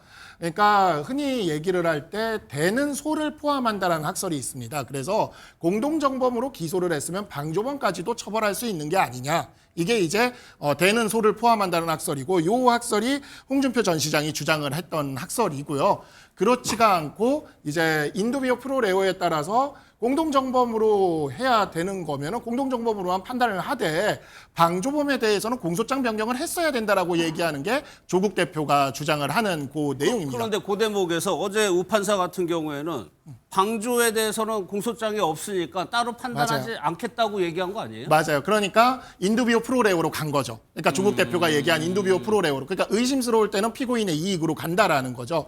근데 저는 그 조국 대표 말이 조금 더 저는 이제 법률가적으로 맞다고 생각을 하는 게 왜 그러냐면 이게 공소장을 변경하지 않은 상태라면요. 그냥 공동정범을 주장하려고 공소장이 다 구성돼 있어요. 근데 방조범을 성립을 하려면 방조범은 우리가 이것도 이제 법리적인 내용인데 고의가 2개가 필요합니다. 이중의 고의라고 얘기를 해요. 그래서 정범에 대한 고의도 필요하지만 이것을 알면서도 방조한다라는 고의도 필요합니다. 근데 이 공동정범을 주장하는 공소장에는 이 방조의 고의 부분이 포함되지 않았을 거예요. 그렇기 때문에 방조의 고의 부분에 대한 검찰의 입증이 없는데 판사가 함부로 유죄를 내릴 수가 없는 거죠. 그래서 이 부분에 있어서 무죄를 이렇게 이야기를 한 것이고 판사가 이에 대해서 방조범의 심증을 갖고 있으면 공소장 변경을 요청하는 게 일반적이긴 한데 그것도 의무는 아니에요. 그것도 의무는 아니라서 근데 일반적이긴 하다. 가끔 그런데 아닌 경우도 많이 있습니다. 그런데 그래서 이게 지금 보면은 법관에 대한 판사에 대한 비난이 집중되는데 아닙니다. 이 법이 어떻게 포섭되는지를 정확히 판단하지 못한 특검이 문제인 겁니다. 그래서 그러니까 이 부분은 특검을 그 비판해야 부분을 돼요. 제가 좀 쉽게 한번 설명했는데 맞는지 보세요. 그러니까는 이게 재판에서는 죄를 뭉뚱그려서 이게 죄가 있느냐 없느냐 보는 게 그쵸. 아니고 검찰에서 요거는 요죄입니다라고 해가지고 공소 사실을 올리는 거에 대해서만 판단하는 거죠. 거예요. 왜 그러냐면 그 부분의 요건 사실에 대해서 검찰이 얘기를 하니까. 근데 방조범은 공동정범을 주장할 때와 다른 고의가 필요해요. 이중의 고의라고 해서. 그러니까 그 부분을 특검이 전혀 얘기를 안 했으니 법원 입장에서 판단할 수가 없는 거죠. 그게 앞서 잠깐만요. 이진관 판사 같은 경우에는 그 부분, 그러니까 똑같은 맥락입니다. 그 부분을 지적하면서 공소장을 변경하라고 얘기를 했었죠. 이번에는 그런 절차가 없었다는 겁니다. 이진관 판사 얘기 한번 들어보겠습니다. 공소 사실 중에 내란 우두머리 방조 부분은 조금 다른 취급이 필요하지 않을까 해서 제가 추가로 말씀을 드린 겁니다. 내란 중요임무 종사 혐의에 대해서는 유죄로 인정합니다. 내란죄는 필요적 공범으로서 관여자의 의사 방향이 일치하는 집합범이므로 내부자들 사이에서는 각자 수행한 역할에 따라 우두머리, 지휘자, 중요임무 종사자 등으로 처벌될 뿐 방조범에 관한 형법 총칙 규정이 적용될 여지가 없습니다.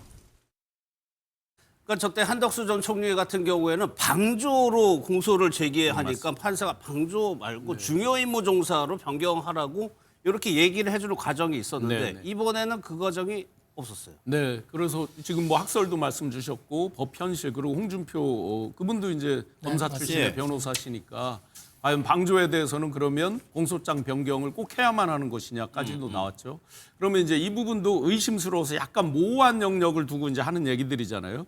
인두비오 프로레오를 이제 인용을 하셨는데 제가 볼 때는 이제 황당하고 안타까운 거는 명백히 팩트로 증거가 있는 것도 의심스럽다는 말은 불명확한 경우잖아요. 예. 그렇다고 보면 예를 들면 명태균 씨가 여론조사를 해줬다. 그런데 요청이 없었다. 예. 명백하게 어떤 돈을 받고 어떻게 해줬다라는 게 나오잖아요. 그걸 계약서를 쓴다? 몰래 해주고 누구를 특정 사람을 이롭게 해주는데 계약서를 쓰고 범죄를 저지를 사람은 없겠죠. 그다음에 김영선 씨에게 직접적인 어떤 그 공천을 청탁하고 어떤 그걸 해주기 위해서 한 것은 불분명하다. 내가 김영선이 주라 했는데 말이 맞네. 윤상현에게 얘기할게 등등의 수많은 녹취가 공개돼 있습니다. 의심스러운 게 아니라 명확한 부분도 지금 저 법리에 갖다 집어넣고 지금 무죄가 나왔다는 거. 이런 것들은 사실관계에 대해서 사실은 어느 정도 왜곡이 있다라고 보여질 정도로 예. 판단이 됩니다. 예. 그러면은 이제 항소심 할 거 아니에요? 그러면은 저 얘기가 그럼 공소장을 방조로 변경을 하면 이게 이제 인정될 여지가 많은 거냐라고 해석해도 되는 겁니까? 그러니까 아까도 말씀을 드렸듯이 방조의 고의 부분은 다시 또 봐야 돼요. 1심에서 방조의 고의를 판단을 안 했죠, 아예. 그러니까 이중의 고의가 필요한 겁니다. 그러니까 공동정범일 때는 공동가공 의사라는 걸 봐야 되고 방조범일 때는 방조의 고의가 있는지를 봐야 되기 때문에 예. 이 부분에 대한 판단은 항소심에서 공소장 변경을 하게 되면 아마 이루어질 수가 있을 건데 문제는 그 아까도 이야기를 했듯이 그 명태균 씨와 관련된 그 부분에 대해서 신용환 부위원장님께서 말씀하신 그 부분이 제가 지금 이 특검에게 대해서 굉장히 비판적으로 얘기를 할 수밖에 없는 게 국민의 혈세를 그렇게 써놓고 이 정도 심사 기준도 통과시키지 못할 정도로 수사를 엉망으로 했다는 의미입니다. 무슨 말이냐면 이게 그 유무죄를 판단함에 있어 또 하나의 기준이 있습니다. 바로 beyond the reasonable doubt라는 기준이 있습니다. 아, 오늘 그 영어죠. 네, 그건 영어입니다. beyond the reasonable doubt 그러니까 합리적 의심을 넘어서는 수준의 입증이 필요합니다. 예. 근데 판사가 딱 보기에 뭔가 합리적 의심이 생기면 무죄입니다. 그러니까 합리적 의심을 그거를 무너뜨릴 수준의 입증을 특검이 못한 겁니다. 이거는 특검의 무능입니다. 예. 그러니까 이게 성취무대. 그러니까 여기 결과론적으로 해석하면 두 가지 할 수 있어요. 특검 탓인 거냐, 재판부가 봐주게 한 것이냐. 그러니까 글쎄요, 또 저는 복합적인 거라고 보는데 네. 굳이 누구에게 더 책임이 있냐라고 하면은 저는 특검 쪽에 조금 더 무게감을 둘 수밖에 없을 것 같아요. 왜냐하면 여러분들이 말씀해주신 것처럼 일단 명백한 증거들이 많았단 말이에요. 예. 그거에 대한 법리 구성들을 해서 판사를 설득하는 과정은 결국 특검에게 책임이 있는 거죠. 판사가 나는 이거 설득당하지 않았어. 이런 우리가 그냥 일반 법조인이 아닌 우리가 볼 때는 예. 아니 그럼 명백한 증거가 있는데 왜 봐주기 판결을 하지? 이런 느낌도 분명 받습니다만 법조인들이 하는 얘기를 들어보면 아니 이런 명백한 증거로 결국 설득해내지 못한 책임은 결국 특검에게 있는 거다라는 얘기를 하는 겁니다. 아까 명태균 씨도 아까 그 위원장님께서 말씀하신 것처럼 그 녹취를 다 들었잖아요. 예. 그리고 뭐 이 정당 공천 관련돼서 지금 판사가 무슨 뭐 공심위를 열었고 공심위를 열어서 거기에 다수결에 의해서 그 김영선 전 의원을 준 거기 때문에 절차를 밟았다. 이거를 네. 정치를 좀 아는 특검이었다면은 아니 그 거기 들어간 사람들이 누구의 지시를 받고 들어가서 당연히 윤석열 전 대통령의 지시를 받고 들어가서 우리가 들었던 녹취상에 의하면 윤상현한테 전화할게. 지금 당선인이 전화하고 있어요. 그렇기 때문에 거기 들어간 사람들이 그거를 따라서 투표를 한 거잖아요. 네. 그 합리성 절차적을 합리성을 지켰다는 거를 깨버릴 수 있는 명백한 증거가 있는데 왜 못 깼을까라는 게 저희 답답한 거죠. 그렇기 때문에 뭐 굳이 누구에게 근데 그건 중요하진 않은 것 같아요. 그러니까 지금 특검 사실 민중기 특검 자체가 지금 존립 자체의 위기를 느끼고 있는 상황이기 때문에 아마 특검보가 교체될 가능성이 좀 매우 농후하다고 보고 예. 지금의 특검의 입장에서는 이거 뭐 공소유지 할 수 있는 능력이 있나? 국민적 너무 불신이 높은 상황이기 때문에 지금 아마 교체 가능성이 높지 않나라고 좀 봅니다. 예. 그러니까 뭐 이런 비교가 맞는지 모르겠지만 한덕수 전 총리 선고에서는 그 계엄 CCTV 영상으로 그 보여준 게 아주 결정적이었잖아요. 그렇죠. 그런 결정적 증거를 갖고 특검이 설득해낸 거고 또 뭐 판사들 입장에서는 자 영상 CCTV에 또 음성이 없다, 명확한 증거가 없다, 뭐 또 이런 식의 논리를 펼칠 수도 있을 거기 때문에 그걸 특검이 어떻게든 깬 거거든요. 그렇기 때문에 그런 차원에서 특검이 결국 받아내지 못했다, 좋은 성적표를 받아내지 못했다는 책임은 자유로울 수 없는 거죠. 알겠습니다. 김건희 여사가 이제 어제 재판부 생중계 화면이요. 좀 멀리서 이렇게 찍은 화면이어서 김건희 여사가 어떤 행동을 했는지 잘 보여지지 않았는데 저희가 그 순간들을 한번 좀 모아봤습니다. 예, 피고인 들어오시라고 하시기 바랍니다.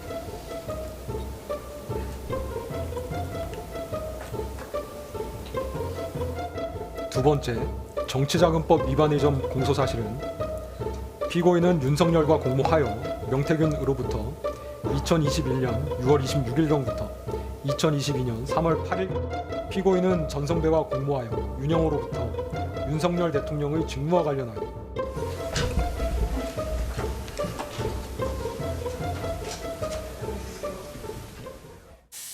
그래가지고 이제 기자들이 캐치한 게 뭐였냐면 이제 무죄 혐의가 나왔을 때 무죄 판결이 나오자 김건희 여사가 변호인의 팔을 이렇게 잡았다는 거예요. 그리고 명태균 여론조사 관련해서도 무죄 판결이 나오자 이제 최주 변호사한테 뭔가를 얘기하니까 조용히 하라고 이제 이런 제스처를 취했다는 거예요. 이게 뭐 변호 경력이 있을 텐데 요거는 기뻐서 그랬을까요? 아니요, 그런 게 아니라 이제 판사가 판결문을 읽을 때는 경건히 듣는 것이 맞습니다. 아, 그때 얘기하면 안 돼요. 네, 그게 조금 약간 법정에서는 약간의 우리가 법정에서 또 이런 예의 같은 게 좀 있습니다. 그러다 보니까 아마 이게 예상 밖의 판결이었겠죠. 사실 무죄 판결이 나오는 것에 대해서 그래서 그랬을 텐데 이 선고를 보시면 알겠지만 마지막 순간에 그 형량을 선고할 때 피고인은 일어나십시오라고 이야기하지 않습니까? 그러니까 이러한 부분들이 일종의 법정에서의 약간 예의 같은 것이고 그러다 보니까 피고인의 위치에 있는 것이고 그러한 자세도 좀 중요하게 생각이 들어서 최지우 변호사가 아마 그냥 지금은 좀 조용히 계시는 게 좋으실 것 같다 이렇게 말씀을 그 제스처로 나타낸 것 같습니다. 그러니까 법정에서는 정숙을 해야 되는 거니까 그거를 제지한 거라고 볼 수 있는데 실장님 만약 여기서 이제 무죄 판결이 이거 굉장히 집중해서 들었을 거 아니에요? 그렇죠. 굉장히 긴장했을 테고 무죄가 나오니까는 팔을 잡았다는 거는 어떻게 보면 좀 대변하는 심정이 그렇죠. 아마 이제 판결문을 쭉 앞쪽에서 이제 읽을 때 형을 최종 선고하기 전에 이미 무죄라는 걸 알았잖아요. 내용을 보고 그렇죠. 예. 그렇기 때문에 이제 마음속에서는 사실은 굉장히 깊었을 거예요. 지금 대변인님께서도 예상 밖이라고 말씀하셨잖아요. 아마 본인도 예상 밖이었을 수도 있죠. 그러니까 더 어떤 기쁜 마음을 자기도 모르게 확 표현이 된 그런 장면으로 보여집니다. 그리고 변호인은 사실은 이제 거기서 여러 얘기를 했을 것 같아요. 짧은 시간에. 그러니까 혹시라도 또 어떤 불이익이 있을까 바로 제지를 하지 않았을까 싶습니다. 예. 1심 선고가 이렇게 나오다 보니까 야권 보수 진영에서는 차라리 그때 그랬을 걸 하는 목소리도 좀 나오고 있습니다. 그 얘기도 한번 좀 들어보겠습니다. 최대한 유죄로 인정할 수 있는 부분은 다 탈탈 끓고 모아서 1년 판결을 선고를 했다고 생각을 하거든요. 네네. 그렇다면 이게 과연 그 판사님이 봐주기 위해서 지금 이렇게 재판했다라는 말은 전 앞뒤 안 맞는 것 같고 다만 아쉬운 것은 윤석열 대통령 재직 당시에 이 문제를 빨리 좀 처리하는 것이 옳았겠다라는 생각을 하죠. 그러니까 취지는 그런 것 같습니다. 이준호 대표님. 이렇게 무죄 나올 걸. 왜 그렇게 힘들게 끌고 가고 심지어는 어떤 의원 같은 경우는 이것 때문에 정권까지 넘겨줬다. 이렇게 얘기를 하더라고요. 그렇죠. 그때 이제 윤석열 대통령이 김건희 여사 특검을 민주당에서 하도 요구를 하니까 그거를 이제 거절을 했었었고 그거를 더 이상 거절할 수 없는 상황이 되다 보니까 그걸 막기 위해서 비상계엄을 선포한 거 아니냐라는 얘기까지 나올 정도가 되니까 차라리 그때 김건희 여사 특검을 받는 게 나았겠다. 왜냐하면 지금 무죄가 나왔으니까 그때 무죄 나왔으면 오히려 깔끔하게 넘어가면서 오히려 국정 운영권을 더 장악할 수 있는 더 힘이 받는 그런 상황이 됐을 건데 그때 판단을 잘 못했다는 그런 얘기가 나올 수밖에 없죠. 예. 그런데 또 결과론전 얘기지만 그때를 생각해 보면 과연 윤석열 전 당시 대통령에게 이거 특검 이거 무죄 나올 거니까 특검 받죠 이런 얘기. 근데 모든 사람들이 다 일반적인 평범한 사람들의 마음일 거예요. 수사를 받는다 그러면 수사를 죄가 없더라도 수사를 안 받고 싶어한 게 일반적인 다 마음이죠. 그 과정 속에서 엉뚱하게 나오거나 또는 창피하게 죄는 안 되지만 창피하게 나올 수 있고 다 공개되지 않습니까? 그런 거에 부담이 엄청 크죠. 더군다나 일반인도 아니고 대통령의 영부이다 보니까 어떤 식으로든 간에 특검한 과정에서 정치적 공격 또는 이제 악마화 이런 거는 상당히 심했을 거예요. 그런 거를 피하자는 목적도 상당히 작용했을 거라 보입니다. 아니 그런데 당시 야권에서 그렇게 공격하는 거 외에도 대통령실이나 내부에서 어느 정도 좀 엄격한 감찰이라든가 그런 절차를 했었다면 근데 그런 것조차 없었거든요. 그러니까 이 부분이 저는 정말 아쉽고 사실 우리 당이 이렇게 오늘 뭐 시청자분들에게도 좀 이렇게 내용을 대놓고 보여주는 이 시작이 돼버렸어요. 근데 제가 이 당시에 그 대변인을 하고 있을 때였고 10월 보궐선거를 앞두고 한동훈 전 대표도 그렇고 저도 당시에 이제 패널로 활발하게 출연하면서 우리가 당이 할 수 있는 최대치가 이제 국민 눈높이에 맞는 결정을 검찰이 내려줬으면 좋겠다 이런 이야기들을 했단 말이죠. 그랬는데 그러질 못했고 그게 여기까지 온 거라는 생각이 들면 정말 만시지탄이라는 생각이 들고 그 당시에 정말 그런 좀 어찌 보면 이런 결과에 맞을 올바른 이야기들을 하는 것에 대해서 당내에서 오히려 그걸 비난하고 그저 윤석열 전 대통령과 김건희 씨에 대한 그 심기 경호에만 바빴던 것에 대해 언젠가는 좀 반성을 하고 우리가 평가를 해야 되지 않을까라고 생각을 합니다. 정말 그리고 또 지금 보니까 민주당에서 추천한 특검이에요. 이 특검이 그냥 검찰한테 맡겼으면 이 정도까지 결과가 나오진 않았을 것 같아요. 제가 그래서 그 생각이 드는 거예요. 민주당이 추천하는 특검을 받는 게 나았겠다. 정말 특검의 실력이 정말 충격적이다. 어떻게 이런 판결을 받냐라는 생각이 드는 정말 제일 제가 충격적이었던 건 어제 들으면서 공소장 변경을 안 했네? 라는 게 이제 제일 충격적이었어요. 공소장 변경을 안 해서 판단을 못 하겠다라고 얘기를 하는 그 얘기를 나오는 거 아닙니까? 그러니까 이러한 부분들에 있어서 차라리 민주당 특검을 받았으면 어땠을까라는 생각도 듭니다. 그리고 양쪽에서 이제 이러려고 특검했나, 이러려고 계엄했나, 정말 이제 물론 결과론적인 자조 섞인 한탄들인데 좀 전에 이제 신동욱 의원님 포함해서 국민의힘 결과적으로 하는 얘기지만 저 말 속엔 굉장한 사실은 답이 들어 있죠. 뭐 2시간 만에 해제했다, 국민들을 계몽하려고 했던 계몽령이었다 등등등. 말을 하고 강변을 하고 있지만 저 말 속에 보면 결국 김건희 씨를 보호하기 위해서 계엄을 했다라고 되는 거거든요. 논리적으로만 한다면 물론 결과론적인 한탄이지만 논리적으로 이미 자기들 그 마음속에 답이 내려져 있다. 그래서 그 계엄 자체는 정말 잘못됐다라는 것들을 다시 확인할 수 있습니다. 알겠습니다. 오늘 정부가요 공급 계획을 발표했습니다. 최근 들어서 이재명 대통령이 부동산 왜곡 바로 잡겠다는 의지가 상당히 강하게 내비치고 있죠. 영상부터 좀 보겠습니다. 그 수도권 집중도가 엄청나게 좀 높죠. 그러니까 당연히 수요 공급의 균형이 무너지고 집값이 상승하게 되는 요인이 되는 것 같아요. 아주 근본적인 대책은 수도권 집중을 완화하는 것도 하고 추상적 수치보다는 아주 구체적이고 현실적인 수치를 제시하려고 하죠. 부동산 거품을 제대로 신년 기자회견에서 얘기한 거대로 오늘 정부가 구체적인 안을 내놨습니다. 이제 6만 호를 공급하겠다는 건데 특징은 서울과 수도권에 집중적으로 공급을 하겠다는 거예요. 서울 물량이 3만 2천 가구 그리고 수도권 과천이나 성남시에 16,000호를 공급하겠다고 밝혔습니다. 최근에 이재명 대통령의 집값을 주가 다음에 이제 집값으로 갔거든요. 어느 정도로 좀 봐야 돼요? 지금 이제 그 집값에 대한 그 수도권 집중, 특히 서울 강남 3구를 포함해서 수도권 요지에 집중되는 이 심각성에 대해서는 정말 정부 그리고 저희 뭐 대통령 기관들 등등이 굉장히 주의 깊게 보고 있습니다. 여러 가지 대책들이 있었잖아요. 주로 이제 가격 억제 정책들이 많았고 거기에 이제 세금 정책까지 가는데 사실은 마지막 종지부가 공급 정책이잖아요. 그래서 공급 정책에 대한 시기를 과연 어떻게 할 거냐. 먼저 사실은 일부 이제 썰로 밭글 같은 걸로 다녔죠. 일부. 그런데 더 늦출 수는 없다. 뭐 지방선거의 역량 여러 가지도 다 계산을 할 수 있지만 더 늦춰서는 수도권에서 집중돼서 올라가는 이게 5극 3특 정책하고도 관련이 있잖아요. 더 늦출 수는 없다. 그리고 이번에 이제 특징이 보면 정부가 직접적으로 통제할 수 있는 장소들이잖아요. 대부분이. 그리고 LH라든지 집중적으로 빨리 할 수 있는 곳으로 하려고 하는 건 이미 이제 발표가 나와 있잖아요. 속도전 그리고 장소에 대해서 어쨌든 핵심 요지에 집중되는 걸 약간 분산시키면서 그래도 좋은 곳 이렇게 하면서 집값을 어느 정도 억제하고 거기에 이제 또 마지막 논의되는 세금 정책 이 부분도 이제 더 이상 늦추지 않겠다. 유예를 계속 늦추지 않겠다까지 나왔기 때문에 그 의지는 코스피 5천을 만들기 위해서 노력했던 그 의지 이상으로 지금 강하게 표출이 됐다라고 봐야 되겠습니다. 양도세 중과도 유예 종료 방침을 밝혔었고 여기서 근데 성시윤 부대변인 용산 국제업무지구라고 있어요. 그걸 6천 가구에서 10,000가구로 늘렸단 말이에요. 그런데 이 지역에 같은데 인허가 건은 서울시가 가지고 있고 서울시는 좀 무리하다라고 보고 있어요. 그러면은 이게 이 계획대로 못 가는 거 아니냐는 또 우려도 나오거든요. 글쎄요, 뭐 서울시에서도 뭐 볼멘 사례가 나오고 있긴 합니다만 이 대책이 이미 발표가 된 상황에서 서울 시민들을 비롯한 전 국민들이 이제 기대 수치가 높아지고 있거든요. 그리고 예. 정부가 이렇게 강력하게 공급 대책을 추진하겠다고 하는데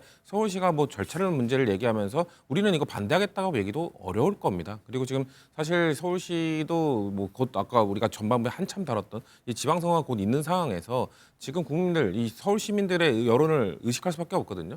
근데 지금 이 공급 대책에 대해서 브레이크를 거는 게 서울시다? 이런 이미지를 심어준다? 그러면은 서울시장이나 이런 지금 현 서울시에 있는 사람들한테는 매우 부정적인 이미지가 질 수밖에 없거든요. 그렇기 때문에 저는 지금 뭐 절차에 대한 문제제기 당연히 할 수 있죠. 하지만 결국 정부와 합의를 해서 원만하게 저는 이루어질 거라고 생각합니다. 그래서 결과적으로 집값이 안정이 되느냐가 제일 관심일 것 같아요. 신부위원장께서는 어떻게 좀 뭐 그동안 풍선 효과부터 뭐 집적 효과 여러 가지 이제 분석들을 하면서 계속 지금도 부동산 가격이 상승되고 있고 그거는 이제 전 세계적으로 부동자금 우리나라 약 4,300조 정도가 다니는 중에 주가 부양으로 이제 많이 들어간 건 굉장히 긍정적인 측면이고 그런 것들이 이제 선순환이 일어나면 좋은데 부동산으로 계속 가면서 또 올라가는 부분 이것까지를 다 고려를 해서 이제는 더 이상 여기서 올라갔을 때는 국민들의 그 양극화까지를 막기가 어렵다라고 판단을 하고 있고 그래서 아마 이제 종합 대책에 거의 낼 수 있는 거를 거의 많이 냈기 때문에 여기서 더 올라가는 부분에 대해서는 강력히 규제를 다 할 거예요 아마. 마지노선이라고 아마 정부에서는 많이 판단한 것 같습니다. 알겠습니다. 최근 들어서 대통령이 아주 강하게 의지를 내비치고 있죠. 여권 소식 짧게 살펴볼 텐데 김민석 총리하고 정청래 대표가 이해찬 총리 빈소를 계속해서 지키고 있습니다. 그 모습 한번 보도록 하겠습니다.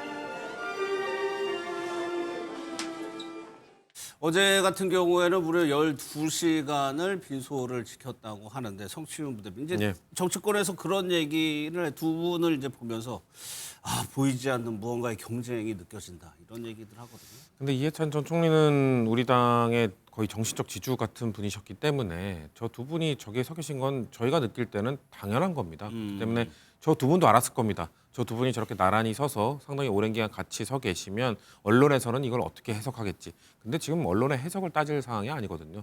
지금 당원들의 이런 침통한 마음이나 이런 것들을 두 분이 어떻게 보면 행정부를 대표하는 분, 지금 대통령이 나올 수는 없잖아요. 대통령이 지키실 수는 없는 상황이기 때문에 정부에서는 국무총리 김민석 총리가 나오고 당에서는 또 당대표가 가서 당원들과 국민들을 맞이하는 게 집권 여당으로서 그리고 우리 당의 그 7선 의원이자 그리고 그 국무총리 당대표까지 하셨던 분에 대한 예우라고 생각하기 때문에 저것을 뭐 또 누가 앞에 섰냐, 누가 왼쪽에 섰냐, 뭐 이 우스갯소리로 이런 것들을 캡처하시는 분들도 있더라고요. 그런 걸 따질 때가 아닙니다. 그냥 저분들은 정말 당원들과 국민들의 마음을 그냥 보듬어주기 위해 저기 서 있는 것이지 서로 당권 구도, 차기 그 경쟁자 구도 이런 것 때문에 이렇게 나란히 서 있는 게 아니라는 말씀 드리겠습니다. 그런데 이제 아무래도 김민석 총리가 인터뷰한 게 당대표 관련해서 인터뷰한 것이 아무래도 저런 해석을 더 키운 측면도 있는 것 같은데 그 얘기도 한번 좀 들어보겠습니다. 이 시점에 그런 방식으로 이렇게 제기돼서 많은 논란을 되고 있지 않습니까? 추진 방식이라든가 시기가 가장 이렇게 잘 실제로 그 결과를 만들어내는 것이었나에 대해서 여러 의견이 현재 있는 상태인 거죠. 제가 민주당에서 성장했고 제 몸처럼 사랑한다는 표현을 늘 쓰는데 민주당의 당대표라는 건 자랑스러운 일이죠. 그렇기 때문에 당연히 그런 로망이 있죠. 그러니까 저 인터뷰 녹화가 공개된 날이 이제 26일이었다는 건데 당대표에 대한 로망이 있다. 정치인이 또 국무총리가 저 정도 얘기한 거는 의지를 꽤 드러냈다. 네, 뭐 시점이 하여튼 묘하지만 조문 전국에 이제 저게 나와서 또 논란이 되는 게 민주당 입장에서 바람직하지 않을 수도 있지만 기본적인 이제 입장을 말씀하신 거죠. 또 총리로서 이제 그 다음 스텝을 그럼 어떻게 할까에 대한 논란이 굉장히 많다는 것도 알고 있지만 기본적인 정치적 방향성. 근데 정치인이 자기 방향성에 대해서 애매모호하게 일까 아닐까 길까 갈까 말까 하는 것보다 정확하게 밝히는 건 저는 좋다고 봅니다. 예. 그러면서 이제 지지자들의 그 판단을 받는 거잖아요. 그런 면에서는 뭐 분명하게 어떤 방향성에 대한 부분을 로망이라는 표현으로 이제 담아낸 거죠. 예. 그리고 왜 이 시점이냐 또는 뭐 이 통합에 대한 이야기 이런 것들은 얼마든지 정치적으로 민주당의 건전성으로 보면 그런 논쟁들 다 할 수 있다고 보고요. 예. 그런 속에서 본인의 어떤 방향성에 대한 입장 가이드라인을 충분히 제시할 수 있다. 특히나 이제 서울시장에 대한 얘기가 많았기 때문에 예. 그 부분에 대해서 어느 정도 확고한 의지, 나는 서울시장 쪽이 아니다라는 것들을 의지를 드러내는 부분, 이런 것들로 인해서 혼란을 막는 효과 이런 것들 분명히 있다고 봅니다. 그러니까 시장 생각은 총리직을 제안받으면서 정리를 했다는 거 보니까 네네. 그러면서 당대표와 관련해서는 이제 저렇게 얘기를 한 네네. 거고. 근데 민주당에서 차기 당대표가 갖는 의미가 누구를 떠나서 그 의미가 뭐가 있는 거예요? 의미로 하나만 딱 보면 지금 누가 어느 분이 총리님이나 뭐 저 당대표님이 뭐라고 해도 예. 지방선거에 답이 있죠. 뭐든 답은 지방선거도 또 성적표에 또 답이 있죠. 예. 이긴다 하더라도 어느 정도를 이기느냐, 승패, 그다음에 거기에 승률, 예. 이거에 이미 답이 있어서 사실은 지금 우리가 개개인의 또는 말 하나하나에 어떤 가치를 부여해서 평론하는 게 거의 의미가 없을 정도로 이미 답은 거기에 정해져 있다. 두 분의 아마 모든 시계, 예. 시각은 지방선거에서 어떻게 행정적으로 잘 끌어가서 이기게 하느냐, 또 정치적으로 잘 끌어가서 이기게 하느냐. 예. 그 부분에 선의 경쟁이 있을 것 같습니다. 그럼 석진부대 여기 두 분 중에 또 한 분 있거든요. 조국 대표요. 아, 네. 그 장면은 어떻게 보셨어요? 글쎄요, 뭐 조국 신당 대표도 다 지금 저기 서 계신 분들이 이해찬 전 총리와의 개인적 인연도 매우 깊은 분들이고요. 예. 정치적으로 같이 함께 하셨던 분들, 또 정치를 하기 전부터 시민사회에서도 또 같이 함께했던 분들, 이런 분들이 있는 거기 때문에 지금 저도 그래서 다른 또 방송에서는 저 세 분의 사진을 두고 또 이거에 대해서 경쟁 구도 뭐 이렇게 얘기하는데, 제가 아까 말씀드린 것처럼 각자 뭔가 본인의 당대표로서, 그리고 본인이 이해찬 전 국무총리와의 사적인 인연으로서 이런 것들을 갖고 서 있는 것이기 때문에 예. 그런 거에 대해서 글쎄요, 국밖에 볼 것도 없고 당연히 전 서 있을 분들이 서 있는 거다라고 저는 생각합니다. 예, 이제 얼마 좀 있으면은 조국 대표도 민주당으로 올 수도 있는 거잖아요. 합병 논의는 지금 사실 상중이기 때문에 논의가 지금 밑으로 들어가 있는데 아마 상이 끝나고 나면 다시 활발하게 또 논의가 이루어질 것 같습니다. 알겠습니다.